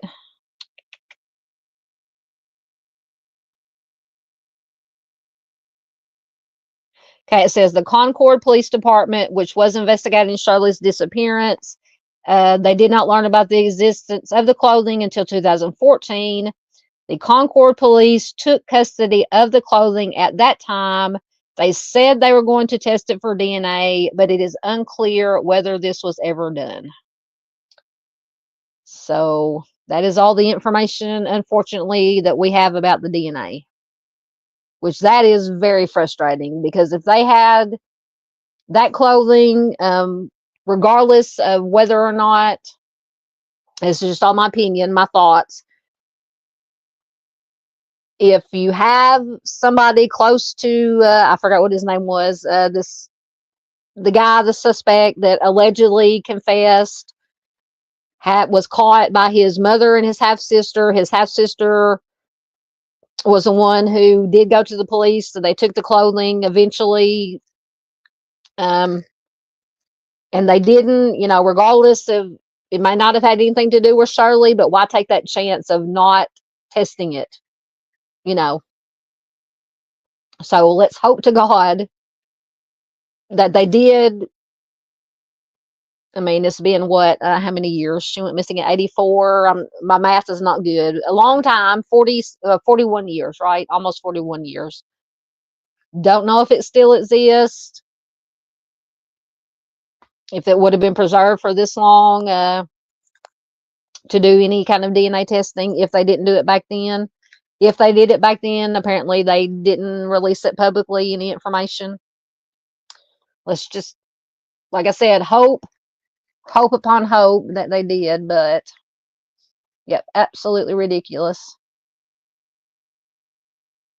Absolutely. Miss Marion says praying for the family. Yes, ma'am. Lots of red flags. Yes, sir. Oh, nope. I don't want to put Miss Barb in timeout. There we go. Yep, more red flags. Oh, Chris says that Shirley's case happened the day that he was born. Definitely. Oh, so Davis chimed in. We always value input from Dave. He does an excellent job. Dave says that I've looked into the Concord, New Hampshire case. Are you talking about Shirley's case? I don't know if he's probably driving.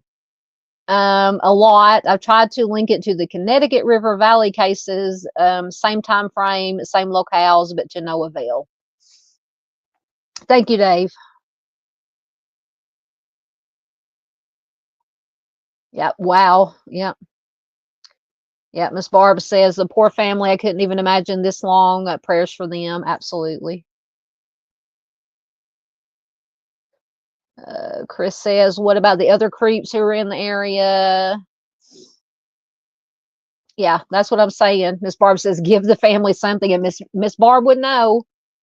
She's been fighting. She has had to fight tooth and nail, literally, blood, sweat, and tears for any kind of information on Timmy, and so frustrating and just ridiculous what these families have to do. Okay, Josh, apparently he made it home safely. Good.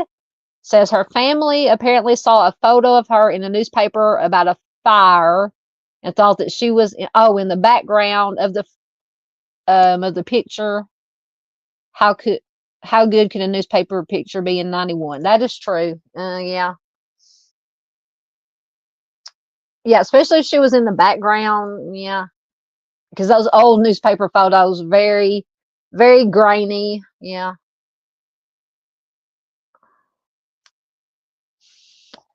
Miss Peggy says with a good camera and lens, it could be pretty good. Yeah. Yeah, it all depends on who is taking the picture. Yeah, Miss Peggy said how good the camera and the lens are. Thank you, Miss Heather says that she is doing good or doing okay, still waiting for news. Thoughts and prayers and good vibes to you, ma'am.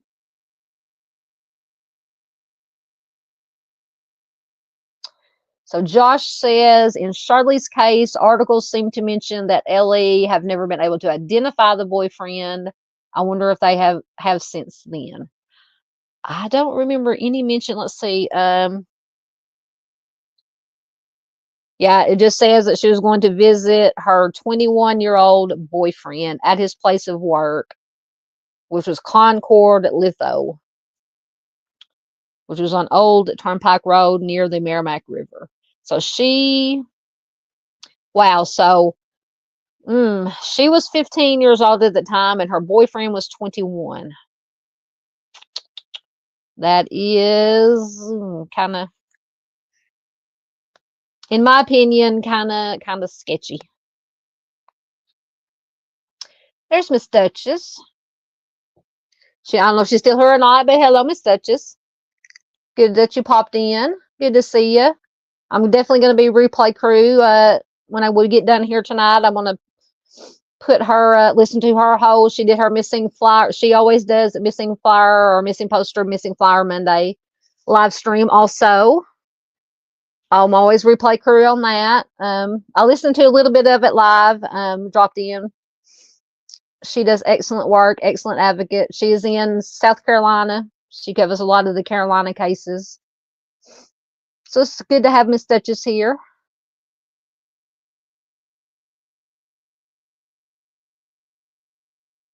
Miss Barb says there was a boy in Missouri that was missing for years. Michael, he was taken off his bike. Yep. Yep, that was a good question. I think in all the articles I read about Shirley's case, I never saw a name of this 21-year-old boyfriend mentioned anywhere. So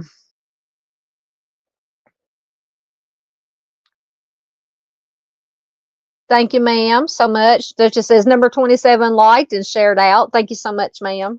I appreciate it. Yes, thank you so much. Yep. Paula says red flaggy. Absolutely. So so probably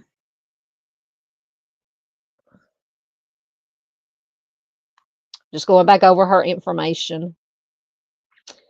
So in this case, if I don't send us over the edge here,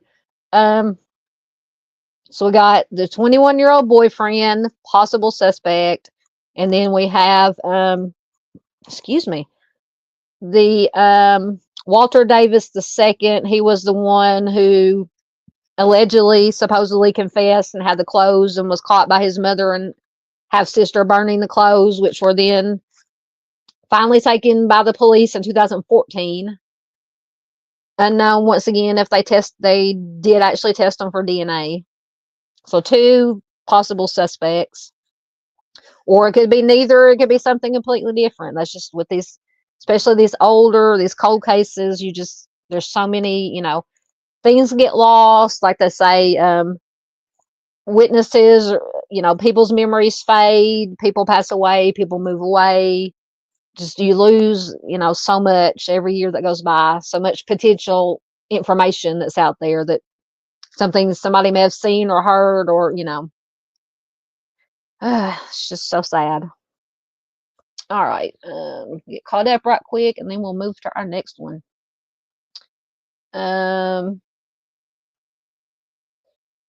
Thank you, Heather. Said she subscribed to Timmy's Legacy. Thank you so much. Thank you so much. There, Miss Doodle got Miss Duchess's link in, and Miss Barb's link, Timmy's Legacy. Miss Paula's link. Please do check out Miss Paula. She is so positive, so uplifting. Her shorts that she does every morning. That's probably the first thing I'll watch and listen to when I pick up my phone when I get up in the mornings and get awake, and I get all the things done that I have to do as an old person when I get up, And then Miss Paula does her movie reviews.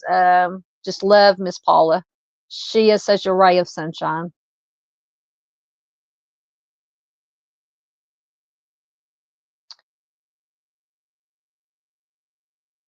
You are absolutely welcome, ma'am. Yes, thank you. Miss Farr also agrees. Red flaggy 21-year-old boy. Yeah, and I just put that, or it takes sometimes. Once again, my memory is not what it used to be, and it wasn't that good to begin with. But the older I get, but yeah, when I went back to relook at something on the information, she was 15 and her boyfriend was 21. So yeah, that to me, and once again, my opinion, very sketchy.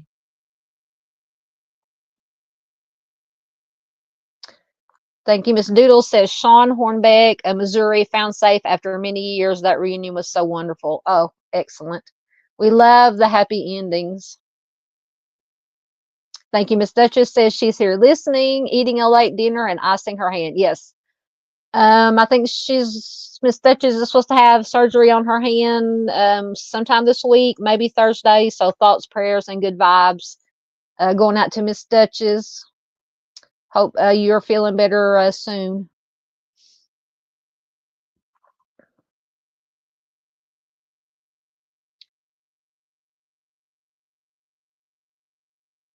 All right, just getting caught up, and then we will get on to that. I think I just have a couple more. Yeah, Miss Doodle is icing, not putting icing on her hand unless she's, Miss Duchess could be like I do, get some icing and eat it with my fingers. Oh, some cake icing. Oh my goodness. So good.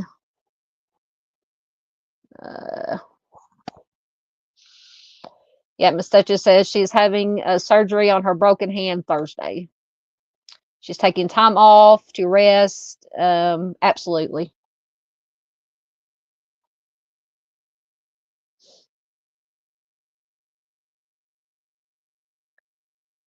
All right.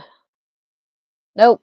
Unfortunately, Miss Paula, there is not a picture of the boyfriend. They didn't, if they, law enforcement even got his name, it's not been, I think it has not been released publicly. So unfortunately, we don't know his name. We don't know what he looks like. And it's possible that he, had nothing to do with it. We just don't know. But I think they said they have not ruled him out as a suspect. So,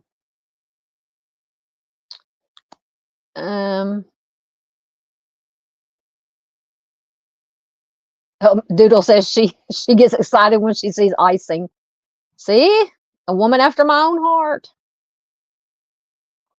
Eat some icing, some raw cookie dough, even though, they tell us.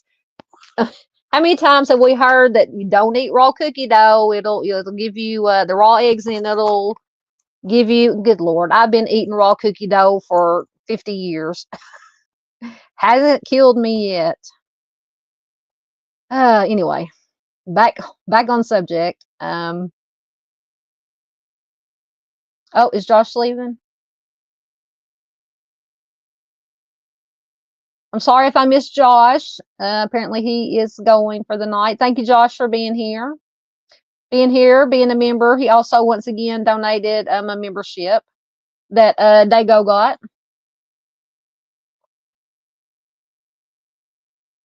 All right, I am caught up, so we will move on to the next one. Let me mark where I'm at. All right. Give me a quick drink, and we are on. This is.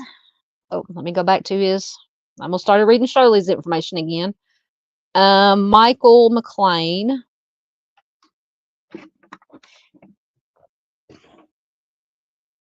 Okay. This is Michael Anthony McClain.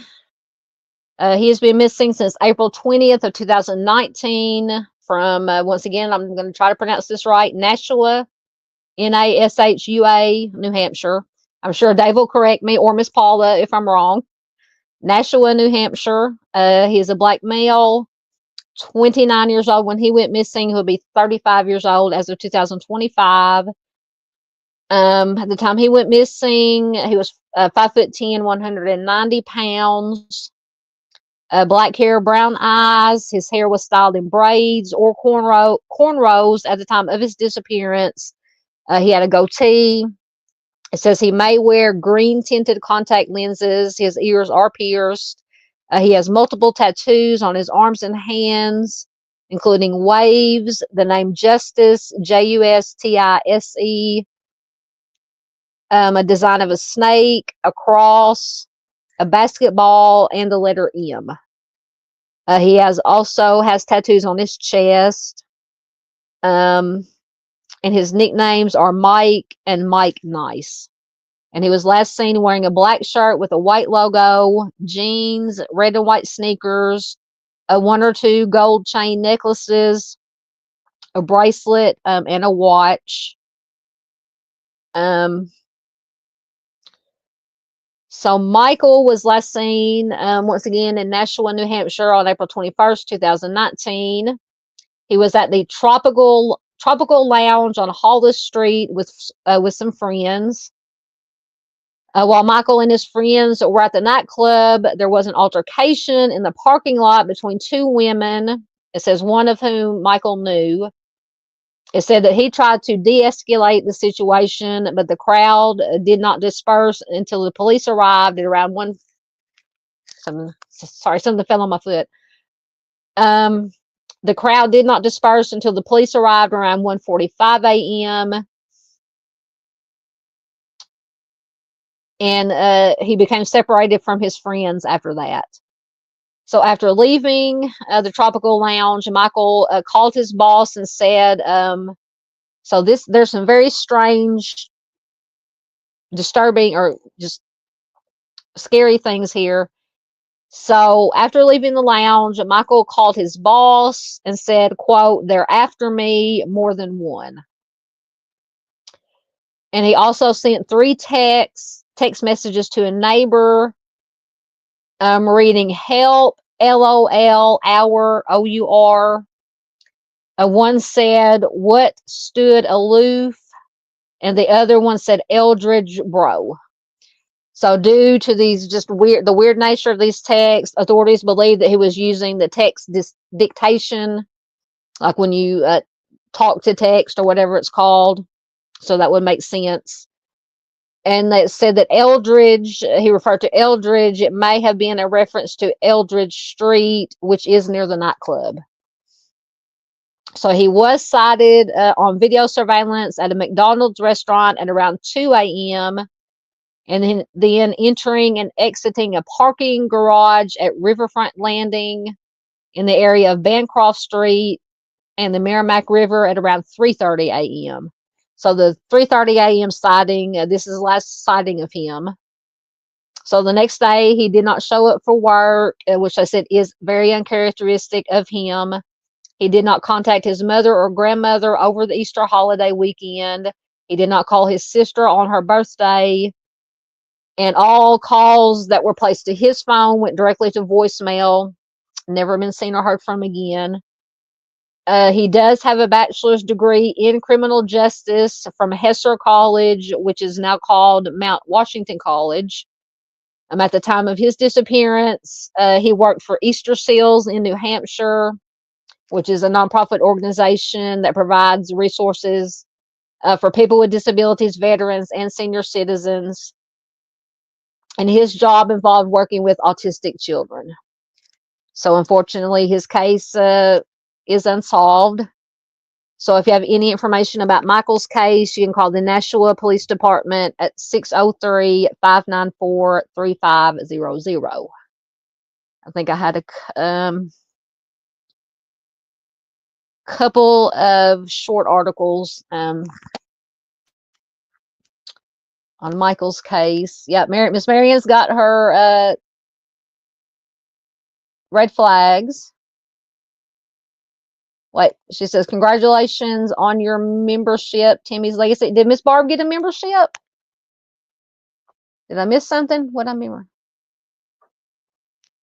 Oh, excellent. Miss Barb says, "I got a membership from Josh the Posh." Excellent. I'm so glad for Miss Barb. That is excellent to hear. Yeah, Miranda says, "Please don't talk about food. I'll have it to get a snack." You and me both, sister. Yeah. Red flags. Miss Peggy says she's heard of Michael's case. Excellent. All right. So this article is from NBCnews.com. You quit. My throat is so dry. And it is from. What is it from? Well, I like to know when the article is from to give a reference of the information. Doesn't say when it was from. Okay. So parents hold out hope for return of 29-year-old son, Michael McClain. So this article is 5 months after he disappeared. The parents of Mike McClain, who's been missing for 5 months, say they have hope their son will return home. Michael's mother, Paula, says, I pray that I'll open my eyes tomorrow and he will be back. I have not given up hope that he is alive and that he will come home to us. Michael, 29, was last heard from around 2 a.m. on April 21st after he left the Tropical Lounge on West Hollis Street in Nashua. There's been no activity on his social media accounts or credit cards since then. Michael actually lived in Manchester, New Hampshire, but he was visiting the nightclub in Nashua with friends that Saturday night when an altercation broke out between the two women, and he went out to try to de-escalate it. And this is according to his father, Edward. The altercation escalated outside the club, and Mike, who knew one of the women, separated them to defuse the situation. Nashua police confirmed to Dateline that they arrived on the scene. The crowd dispersed. Friends who were with Mike at the club told police that's when they became separated. Mike's father believes that his son left the area on foot because his car was back at a friend's house in Manchester. Edward, who is the father, told Dateline that shortly before 2 a.m., Michael called his boss and told her, they're after me more than one.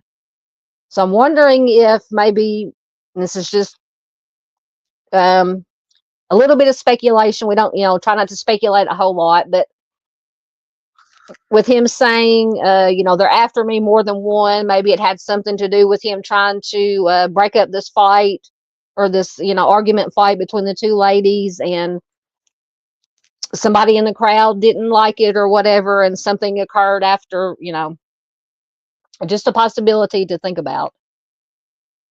So after he called his boss and said, they're after me, she tried to call him back. There was no answer. His phone was last pinged at the McDonald's on East Hollis Street around 2 a.m. After that, no one could reach him. When Mike did not return phone calls to his mother and grandmother on Easter or to his sister on her birthday, his parents knew that something was wrong. His mother, Paula, says, Michael and I were very close. We spoke every other day. He was the sunshine of my life, and now my days are just gray. It kills me reading with especially the mamas. It gets me every time. Paula, his mother, said the last 5 months had been a struggle, but she is trying to be strong for her 13-year-old daughter. She said, when you're a mom, your child is your world. And right now, my world is falling apart, but I've got to keep on for my daughter and for Mike. I'm holding on to my faith. Mike, he's described by his father as being a jokester, as someone who loves life. He graduated from Hampshire College with a bachelor's degree in criminal justice. And once again, he was working with children with autism at Easter Seals. His father said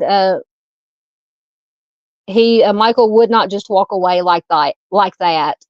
He would not walk away from all the love that he has here. Edward told Dateline that he calls Mike Man because he called him Little Man when he was a child, and the name just stuck. Edward and Paula, who both live in Connecticut, have traveled to New Hampshire many times since Michael vanished, searching for answers, talking with people who might have seen something that night. His father says, let's just say it's our second home. We search the woods, the alleyways, the water, everywhere we can. We just want to know where our son is. Miracles do happen. We just need one. Absolutely. Nashua Police Lieutenant Daniel Medeiros told Dateline that Michael's case is still an open investigation, and the Nashua Police Department is continuing to follow up on all leads and tips that they receive. They would not comment further on the investigation. Once again, Michael is described as being 5 feet, 10 inches tall, weighing around 190 pounds. Brown eyes, but possibly wore green tinted contact lenses, brown hair and braids, a goatee style beard. We talked about all the tattoos he had on his hands and arms. Anyone with information is urged to contact the Nashua Police Department at 603-594-3583. or the Manchester Police Department at 603-668-8711. So I think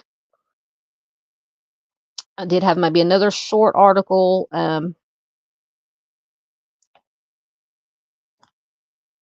This is from 2021. I was basically just saying there was no new information. Says it's been 2 years, which has been longer than that now, since Michael McClain disappeared during the early morning hours of April 21st. The case is still a missing persons case and an open investigation.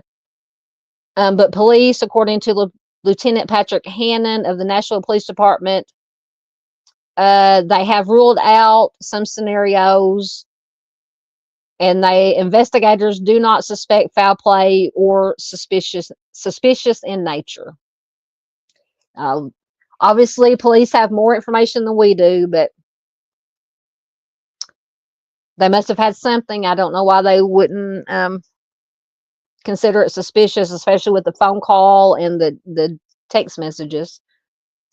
But at any rate, Hannon says, given the entirety of our investigation, and we are comfortable with that, we're confident with the investigation we've done, it is not criminal in nature. They also do not suspect that Michael took his own life, as there was no evidence, like a note, distress, any problems in his life.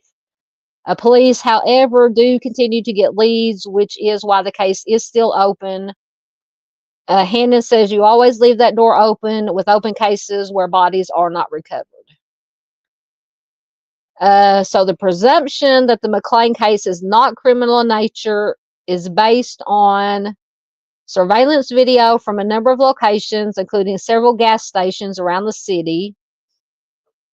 Police, in the days after he went missing, were able to create a timeline of his whereabouts after leaving a local nightclub, the Tropical Lounge, and then walking toward the Merrimack River. In nearly all the footage, it says Michael is alone. In one segment of footage, a car stops near Michael, and according to investigators, people he knew appeared to be in the car. They later left, and he continued walking along East Hollis Street. Early on in the case, a fight at the nightclub the night that Michael went missing was presumed to be part of the incident, but that has been ruled not related to the case. I don't know. I just still have just nagging in my head that, I could be totally wrong. I'm by no means a professional. I just try to use some, common, thinking skills. That phone call, about they're after me, there's more than one, possibly has something to do with this fight that he tried to break up, and just something happened after that. So security footage shows Michael walking around the area of the residences at Riverfront Landing apartment complex on Bancroft Street, walking out of a parking garage in the rear of the complex at around 3:30 a.m. on April 21st, 2019. From there, investigators believe that he fell into the Merrimack River, since he may have not known the area that he was walking in. So that is definitely a possibility. On the night in question, another incident was occurring on the Hudson side of the river, and witnesses reported hearing cries for help from the Nashua side. Personnel searched up and down the banks of the river for Michael, while dive teams also searched in the water. They also got Massachusetts investigators involved. Their boat and dive teams searched the river from the dam in Lowell north, and they came up empty. It says one of the problems with the search for Michael at the time was the river had a very strong current and excess water due to snow melting from the north. Hannon, who heads up the dive team and regularly performs training, said the team uses side scan sonar, a device similar to what sports fishermen use to find large fish in the ocean. if Michael was lost to the river, will they someday be able to find him? I say maybe, maybe not. There are a lot of factors. That is true. Unfortunately, when you have I don't know how big the river is. I'm assuming fairly large, strong current. Hannah said a lot depends on the current. It can be a struggle. The temperature on the water too. Bodies do sink to the ground of the river and then come up. They can get caught on something. There are so many factors. The lack of closure has made it all the more difficult for the family. Hannah says they have been briefed. We wanted to be as transparent as possible, and not knowing where your loved one is. These are tough cases. Absolutely. It does make it difficult for the family not having closure. Family members have told media outlets they do not believe that Michael would just up and leave his life, lending credence to the investigators, not thinking that the case was self-harm. Hannon said that some of the tips they have received have been very far-fetched and not in line with what we are seeing in the investigation, but they do investigate every single tip that comes in. Some of those theories concern possible connections to other missing persons cases, including 2 women. April Bailey, who is in her late 30s and has been missing since January of 2020. And Amanda Grzuski, who I believe is the last one that we're going to talk about tonight, next, who was in her mid-20s and been missing since March of 2020. Or maybe I shared something about Amanda Grzuski. I know that name is familiar. Hannon, however, dismissed those and said that Michael's case was not connected to any other cases in the city. At the same time, everything is being looked at, he says. Some amateur sleuths who knew Michael or who have mutual friends have been keeping his case alive, holding vigils and swapping notes online. The family still maintains a website, Find Mike McClain, and I will get that link and put it in chat, asking for anyone with information about the case to contact them as well as police. Once again, anyone with information about these cases should call Nashua Police at 603-594-3500. All right, let me see if I can get that. Dadgummit.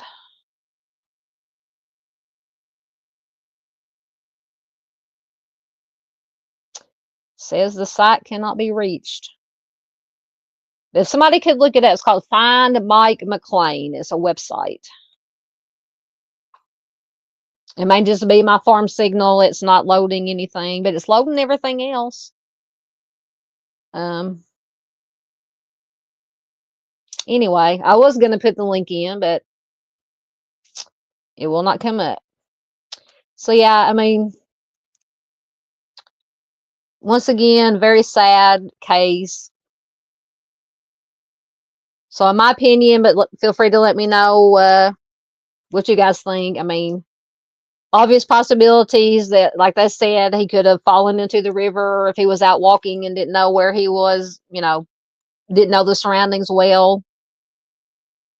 Since he was seen on several surveillance cameras after this this fight in the parking lot that he tried to help break up or de-escalate.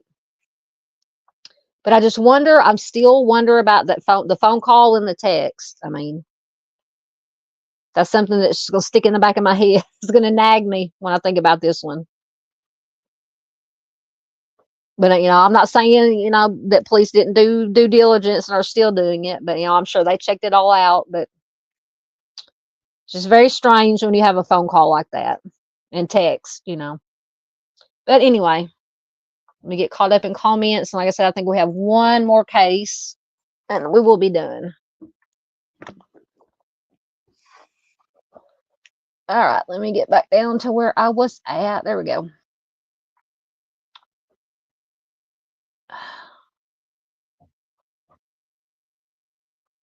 Come on. There we go. Okay.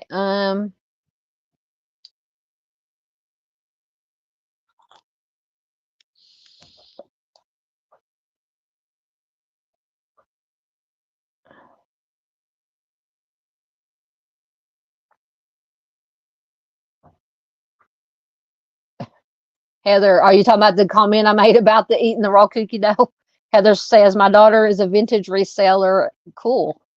And was just saying she hopes she doesn't get harmed, but the stuff, I'm like, are you kidding me? That's how we breed. I know. Of course, I was born in 71, so I'm a child of the 70s and 80s. I mean, Gen X, we ate dirt, you know. We're still around. Oh,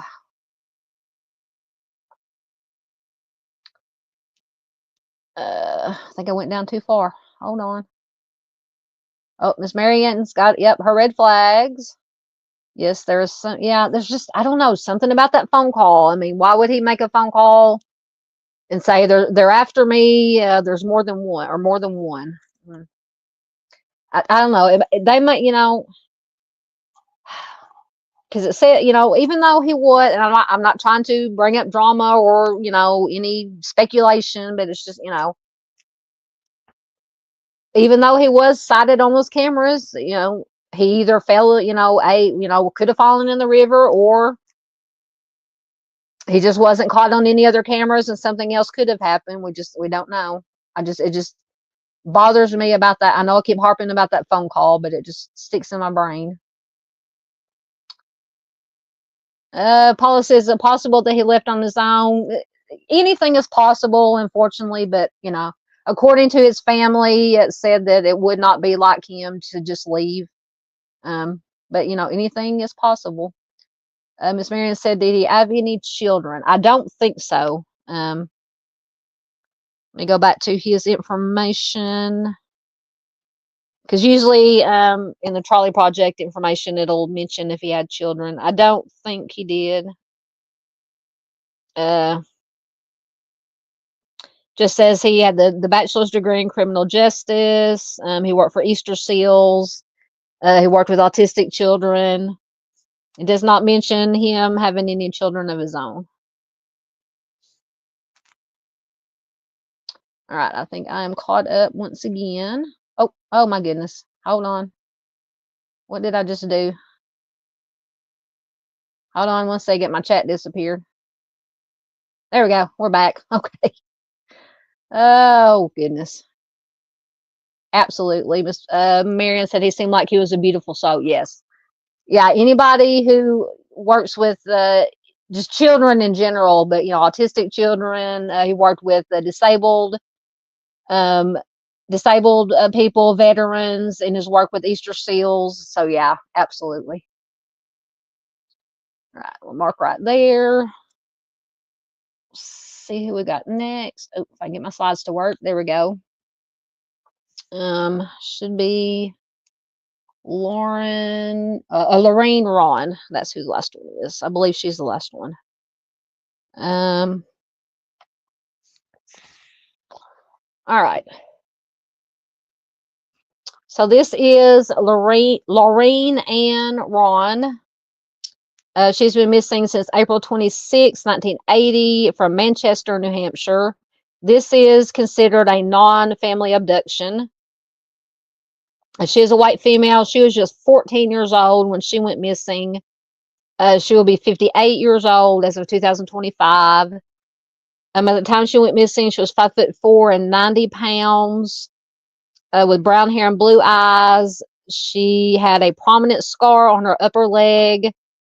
That was a result of falling onto broken glass. And she has light brown birthmarks under each eye. She was last seen wearing a white V-neck sweater, a blue plaid blouse, jeans, brown shoes, and a heart-shaped gold ring, and a silver and blue necklace. So Laureen lived with her mother Judith in a third-floor apartment on Merrimack Street in Manchester, New Hampshire. She was a student at Parkside Junior High School. She made good grades. Her then boyfriend was a professional tennis player. So I wonder how old he was. She was 14.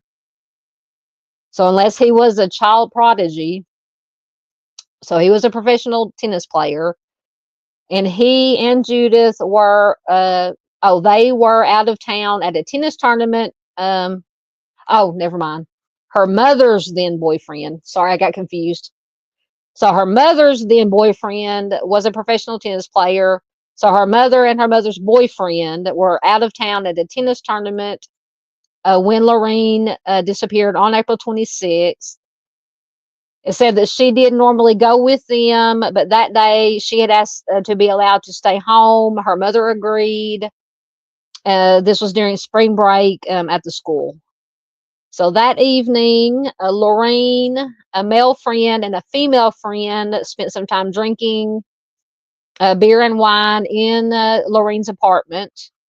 The boy later stated that he heard voices in the hallway and left through the back door because he thought that Laureen's mother was coming home and he's afraid that he would get in trouble for being there.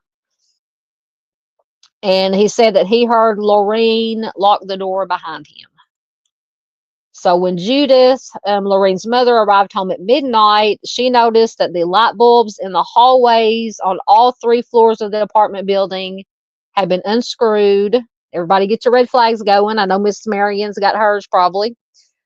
So all the light bulbs on all 3 floors had been unscrewed. Everything was dark. Her own apartment's front door was unlocked. So she went in, she checked Laureen's room, thought that Laureen was in bed. But in the morning, however, Judith discovered that it was not Laureen, but her female friend that was there that was asleep in Laureen's bed. Laureen was gone. Her clothes and her brand new sneakers were in the living room, and the back door was open. So her friend said that she had last seen Laureen sleeping on the couch. So once again, although the police initially suspected that Laureen was a runaway, Judith, her mother, did not believe that she had left of her own because Laureen had left behind her clothes and her purse. Within a few weeks, investigators reconsidered the runaway theory. They stated it appeared as if Laureen had left the apartment willingly and intended to return within a short time, which is entirely plausible. Judith discovered that she had been charged for 3 phone calls from California on October 1st of 1980, which was 3 months after Laureen disappeared. Judith did not have any friends or relatives in California at the time. And Laureen had never lived in California. She had no ties to California. 2 of the calls had been placed from a motel in Santa Monica to another motel in Santa Ana. So the 3rd call was placed to a teen sexual assistance hotline. I don't know what they mean with sexual assistance hotline. The physician who maintained the hotline at first denied knowing anything about it, but in 1985, he changed his story. The doctor said that numerous runaway girls occasionally visited his wife at their home, and one of the young women may have been from New Hampshire. The individual claimed, so this is goes into a whole weird, well, not weird, but possible prostitution, trafficking angle, from what I understand from some of the articles I've read. Just fair warning, trigger warning, and I forgot once again to put my crawler up. But anyway, so trigger warning. So the individual claimed that a woman named Annie Sprinkle, who was a woman who allegedly worked with his wife in the fashion industry. So I'm assuming that it gets very confusing too. That it was the doctor's wife that claimed that this Annie Sprinkle may have had information concerning several runaways. Authorities learned that this Annie Sprinkle was involved in the pea industry. I can't say the word out loud. I'm sure you guys can figure out what I'm talking about. And they scanned several of her films, in an attempt to locate Laureen. No evidence linking Sprinkle to Laureen's disappearance was discovered. She has never been implicated in Laureen's case. An investigator visited California on Judith's behalf in 1986 and located the 2 motels that were involved in these 2 phone calls from 1980. Authorities said that one of the establishments may have been used by a child CSAM producer named Dr. Z. Investigators were unable to link Dr. Z, that's the only way they referred to him as Dr. Z, to the teen hotline, and it is not known if CSAM images were involved in Laureen's disappearance. For a man named Roger, who was one of Laureen's childhood friends in Manchester, received a call from a woman identifying herself as Lori or Laureen in 1986. His mother answered the call and said that the person claimed to be her son's former girlfriend, but the caller's identity remains unknown. I told you there's a lot to unpack in this one. One of Laureen's family members reported seeing a girl matching her description in a Boston, Massachusetts bus terminal in 1981. For about a year after Laureen disappeared, her mother frequently got mysterious phone calls. It says they always came at approximately 3:45 a.m. and the caller would never say anything. So Judith continued to receive phone calls around the Christmas holidays for several years from this unknown individual, or from an unknown individual. She said that the person listened silently when Laureen's sister answered the phone, then hung up, terminated the call shortly afterwards. The calls did stop after Judith changed her phone number, which was several years after Laureen vanished. A witness reported that a sex worker in Anchorage, Alaska, matched Laureen's description. The unconfirmed sighting occurred in 1988.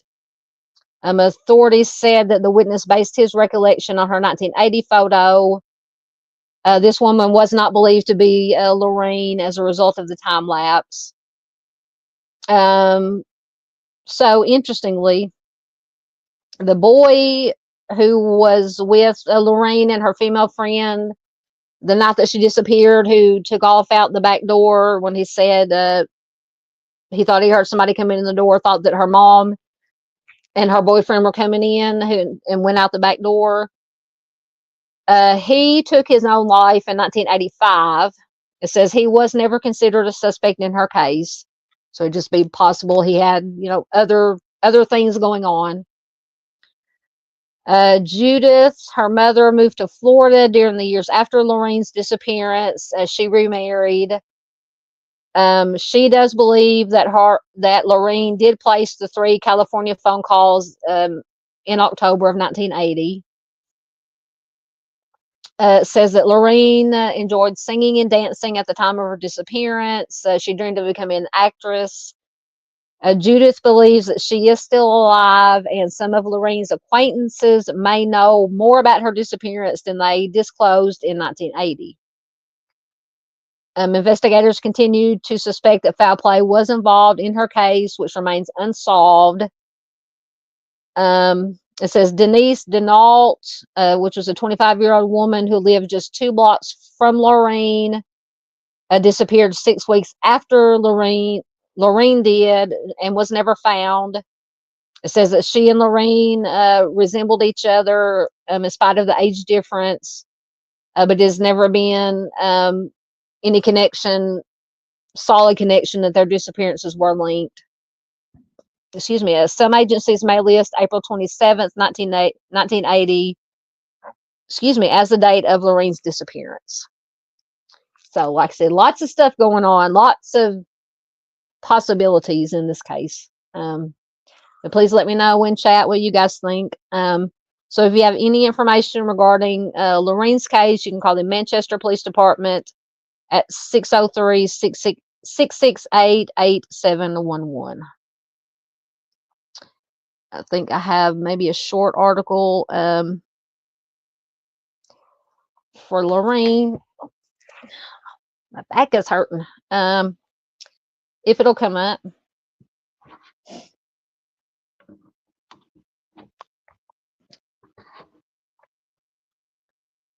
It's taking its sweet time. There it is. Okay, so this is from Manchester News.com, and it is from April of 2020. It says 40 years after disappearance, family holds out hope for Laureen. 40 years ago, on a rainy Saturday morning, 14-year-old Laureen Rahn left her Merrimack Street third floor apartment, never to be seen again. She was an A student at the then Parkside Junior High School when she disappeared. Okay. So the night before, she and two friends, a girl who is her own age, 14, and a 21-year-old man, according to her aunt, JoBeth. So this, I'm assuming, is the male friend that took off out the back door when he thought he heard somebody coming, her mom coming. So he was 21. So my question is, why is a 21-year-old male hanging out with two 14-year-old little girls? Because in my opinion, 14 years old are still, children. Anyway. So the night before, she and the two friends, a girl of her age, 21-year-old man, according to her aunt, were in the apartment drinking beer and wine. Her mother, Judith, once again, they were at the tennis. Her boyfriend was a tennis player, so they were at a tennis tournament. It was April, spring break vacation. Laureen, who usually accompanied them to tennis matches, wanted to stay home. Her mother let her. Late that night, the friends heard voices in the hallway, and the man, believing it was Laureen's mother, hightailed it out the back door. Well, see, it makes more sense now. If he's 21, and I'm going to go on the assumption that her mother would be like, no, a 21-year-old male is not going to be hanging out with my 14-year-old and her friend. That's why he hightailed it out the back door. He told the police that he heard Laureen lock the doors behind him. But it was Laureen's mother. But it wasn't Laureen's mother. Ultimately, the friend fell asleep in Laureen's bed. Laureen went to sleep on the couch. Once again, her mom came home, and the boyfriend arrived home at about 1:15 a.m. The hallways, and we got the thing with all the light bulbs being unscrewed in the hallways. The front door to the apartment was unlocked. She assumed the girl in the bed was Laureen. Her boyfriend, however, questioned why the back door was open, so most likely from the 21-year-old skedaddling. So Judith, her mother, went to wake up Laureen. That's when she discovered that it wasn't Laureen. It was her female friend. They immediately began searching for the teen, but not finding her. They called police at 3:45 a.m. to report her missing. Oftentimes, when the teen is reported missing, police generally will think it is a runaway, but Laureen's case was different. She had left without taking any money or any possessions with her, and not even the new pair of sneakers that she had received for her birthday. Tony Fowler of Auburn was a Manchester detective lieutenant who worked on the case 20 years ago. Now retired, he believes that Laureen left the apartment to meet someone, and because she didn't take any clothes with her, she had every intention of returning home. And that could very well be the case. But was she going to meet somebody different, or going to meet this 21-year-old somewhere? Just a question. Just a question. While he would like to think she is still alive, he believes that she is a victim of foul play. Laureen's aunt says, in my heart, I want to believe that she's alive, but I don't know. She said Judith, Laureen's mother, came from a family of 11 siblings, so there are still some aunts, uncles, and cousins around. Her aunt says there's an aunt who doesn't believe that she's deceased and some who don't want to believe that she is, which is perfectly natural. It says Swanson, who is her aunt, has had the same telephone number since the day Laureen went missing. She said the two were close. Her aunt was 22 years old and married to her mom's brother at the time that Laureen disappeared. Says that she also had lived with the Rahns for about a year when they lived in Florida before relocating to New Hampshire. So if Laureen was still alive, she believes that she would have called her at some point. Laureen's mother believed her daughter was alive in part because she told reporters about the telephone calls. The three from California, and then the ones around Christmas time, and that nobody ever said anything. Detective Lucas Hobbs, currently assigned to cold cases, said there is nothing in the official police file about those calls. I wonder why not. And then there were the three calls from California. Two were made to hotels. The third one was to this teen hotline. According to published reports, Ron called the number, and the doctor who ran the program, he denied anything about the calls. Ms. Rahn told news reporters that an investigator she hired later discovered that Dr. Z was having young girls stay at his home, and he was manufacturing CSAM. Hobbs said there is nothing in the official police file about any of these phone calls. If an investigator discovered that, he said he did not report it to Manchester police. The man who, okay, so the man, yeah, so that was the male friend that we now know is 21 years old. He's the one that took his own life after Laureen disappeared. Police said he was not considered a suspect, but still, in my opinion, 21-year-old male should not be hanging around alone with two 14-year-old girls drinking. It's just my opinion, but you know. About 10 years ago, police received a tip that Laureen was seen in Massachusetts. Detectives, however, confirmed that the individual seen was not her.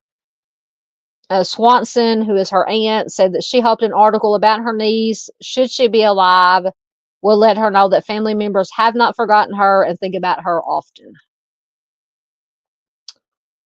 So that, so yeah, I'm not saying, once again, that it was this 21-year-old male, but once again, in my opinion, no go with the 14. And then you got this teen hotline and all that stuff going on. So I'm going to have to definitely look into this one some more, and into, who do we have before Michael? The one before Michael McClain, those two. Lots and lots of stuff going on in both of those. All right, so I think that is the last one we had. Yeah, all right, so let me get caught up in your comments, and we will get out of here. Well, almost got out here too early. I almost pushed the wrong button. All right, let me get back down to where I was at. Oh, there we go. Okay.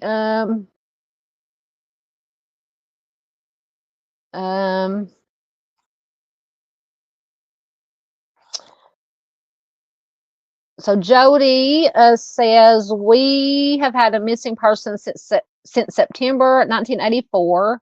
She has a NamUs number MP4382. Her father searched for over 30 years. Now he is gone, and I'm afraid she will be forgotten. And do you know what her name is? Put her, if you haven't already. I'm a little bit behind in comments, about 20 minutes. Yeah, just if you have the name, put the name and what state it's from, and I know I will, and I'm sure any other creator in here would be happy to research it and bring awareness to it. Absolutely. All you got to do is, or you can email.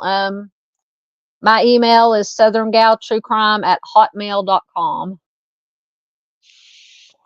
But absolutely, I'd be more than happy to make a video or for it. Yep, I knew Miss Marion would have her red flags. Absolutely. Miss Marion says, as long as all of us keep putting these stories out about our loved ones, our loved ones will never be forgotten. Absolutely. You can see, well, if I take the comment down on the bottom of the slide there, hashtag never forgotten. Absolutely. Miss Peggy says, I guess I should go back. If I can go back without, nope. Yep. Is that the right one? Yeah. Says this is another I've heard of and another strange case. Yeah, I mean, you got I keep harping on the 21-year-old man, even though he, they don't consider him a suspect. But once again, in my opinion, he should not be hanging out with and drinking with 14-year-olds. And then we've got this Dr. Z, this teen hotline, these calls, these Dr. Z, I think, was the one who was producing the CSAM. So yeah, bunches of bad stuff going on. Yep. Yes, we'd definitely like to. Yeah, Miss Barb says we'd definitely like to hear about that case that Jody was talking about. Yep. Wow. Absolutely. Yep. Miss Marion says, my opinion, it sounds like Dr. Sick. Absolutely. Oh, yes, yes, yes. Is that yep, Sharon Bald Eagle. I actually have her in my queue to do a video about. If that's the one. Yep. Yep, yep, yep. Yes, I have her information. I just got to get a video, do some more research and get some more information put together. And I think, was it her?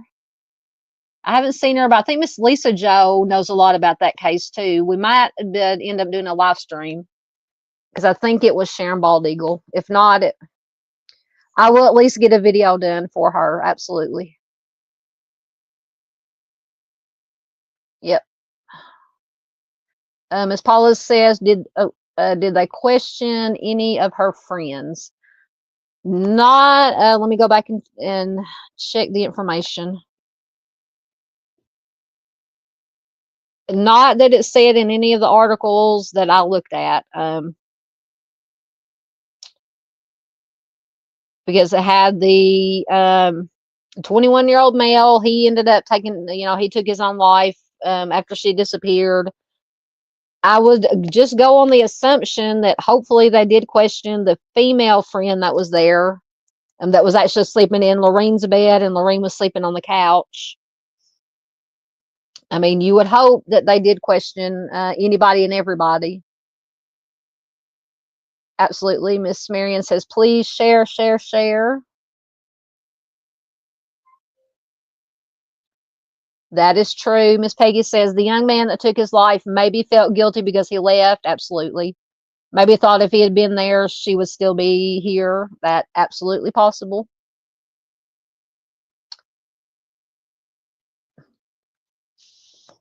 Miss Paula says, is it possible that one of the girls was related to the 21-year-old?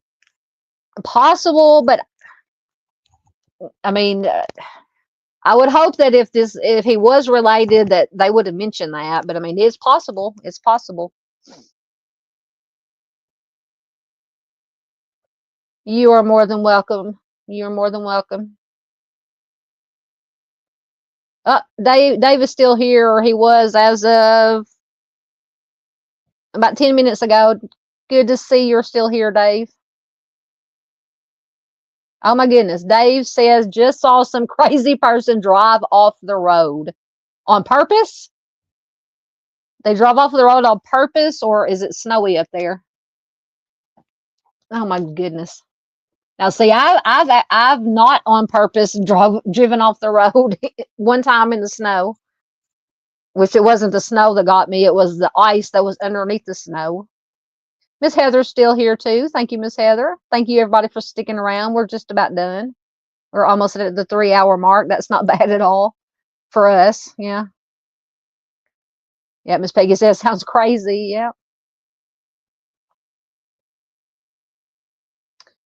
You talking about Laureen's case? David said, I've looked into this case as well. Strange how she was doing work at the store part-time. Or are you talking about the one before?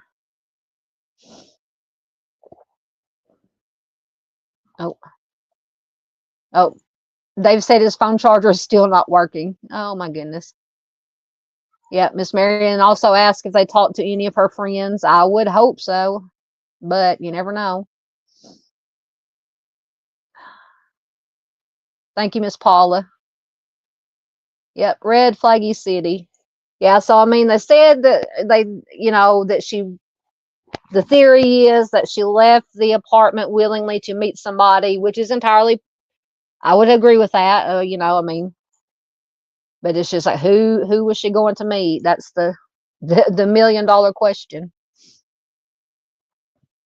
Oh, well, Miss Paula says it was 56 degrees today, and I know Miss Paula is on the East Coast, in the Northeast.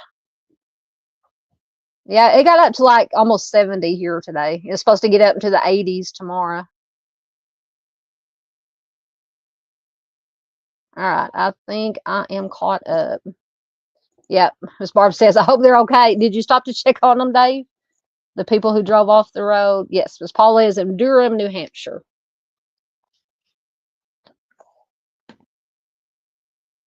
Oh, Lorraine's case? Okay. So she was working part-time where? Now don't answer, Dave, if you're driving. Let me go back and check. I can go back and look at the information. You mentioned a store. What store was she working at? Dave has probably done a lot more. I mean, all I've looked at is just the Charlie Project information and then some articles. But Dave said that she was what did he say? Once again, sorry for leaning into the camera. She was working part-time at a store. Yeah, he says, I've looked into this case as well. Strange how she was doing work at the store part-time.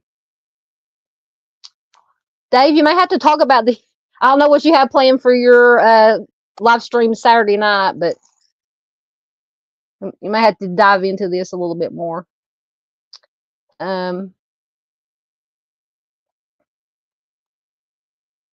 Heather says it's supposed to be like 70 in Wisconsin Friday too. Yeah. It's the only bad thing though, like I said, it's severe weather, getting into our severe weather season. So hopefully everything will be okay.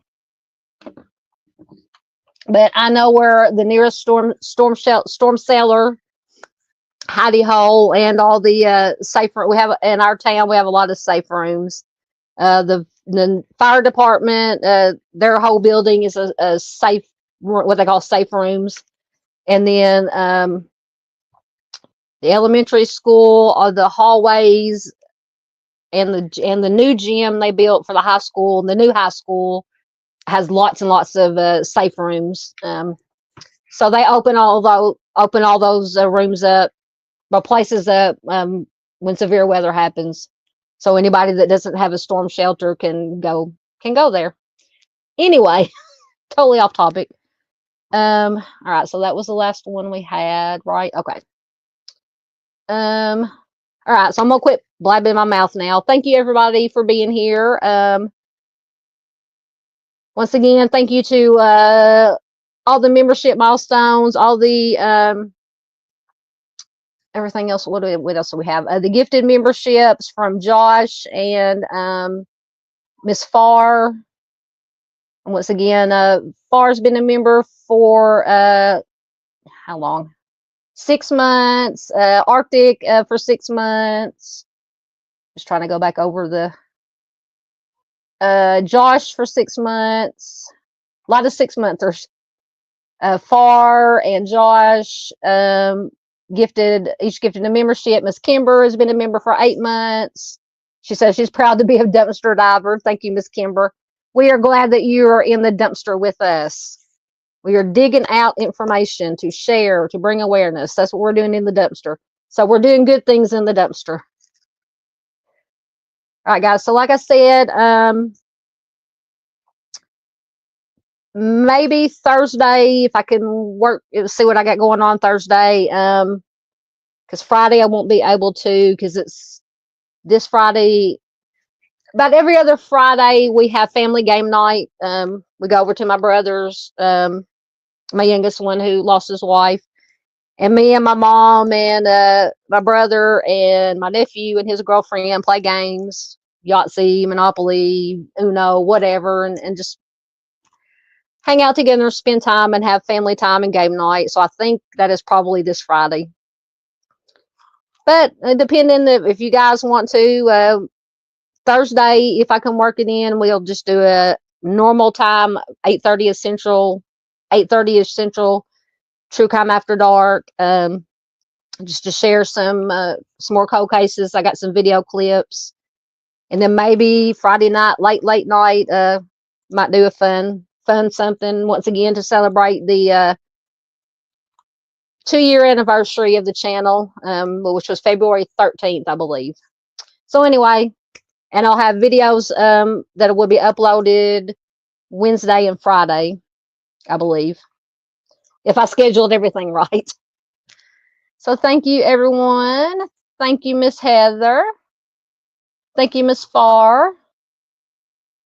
Oh, Charles is back.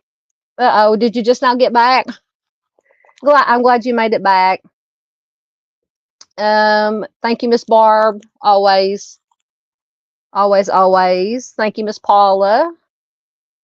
Thank you, Miss Peggy. Heather. Trying to get everybody in here. Once again, Miss Farr, thank you so much for being a member, for being a part of the community, for gifting the memberships. Miss Farr is an angel. Thank you, ma'am. Oh, I'm sorry. I thought something was going off with my computer. Thank you. Yep, absolutely. Miss Marion says thank you. Nice to see you all here. Stay safe and have a good, blessed night. Absolutely. You as well, ma'am.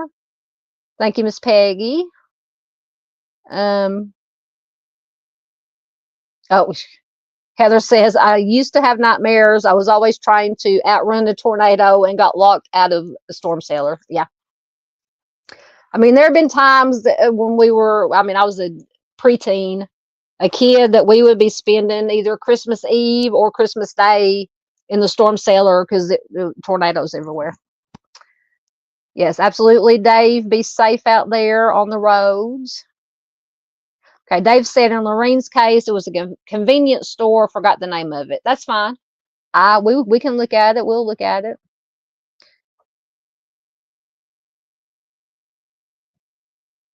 Dave said he called the cop. Oh, about the people. Okay, so Dave said he called the cops, I guess, about the people that drove off the road. Okay, so Dave says Laureen was stocking shelves for extra money. Okay, gotcha. All right.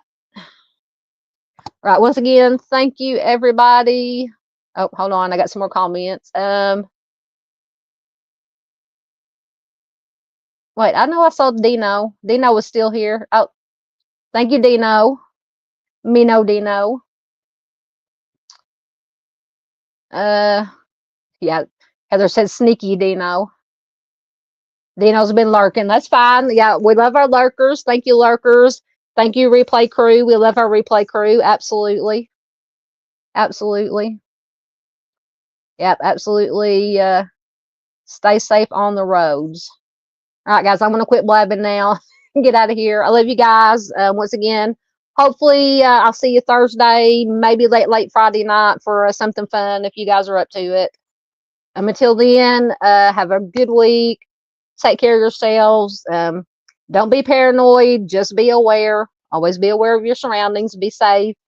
Take care of each other. That's the most important thing we can do. We are all we have. So we have to take care of each other. And I will see you guys soon.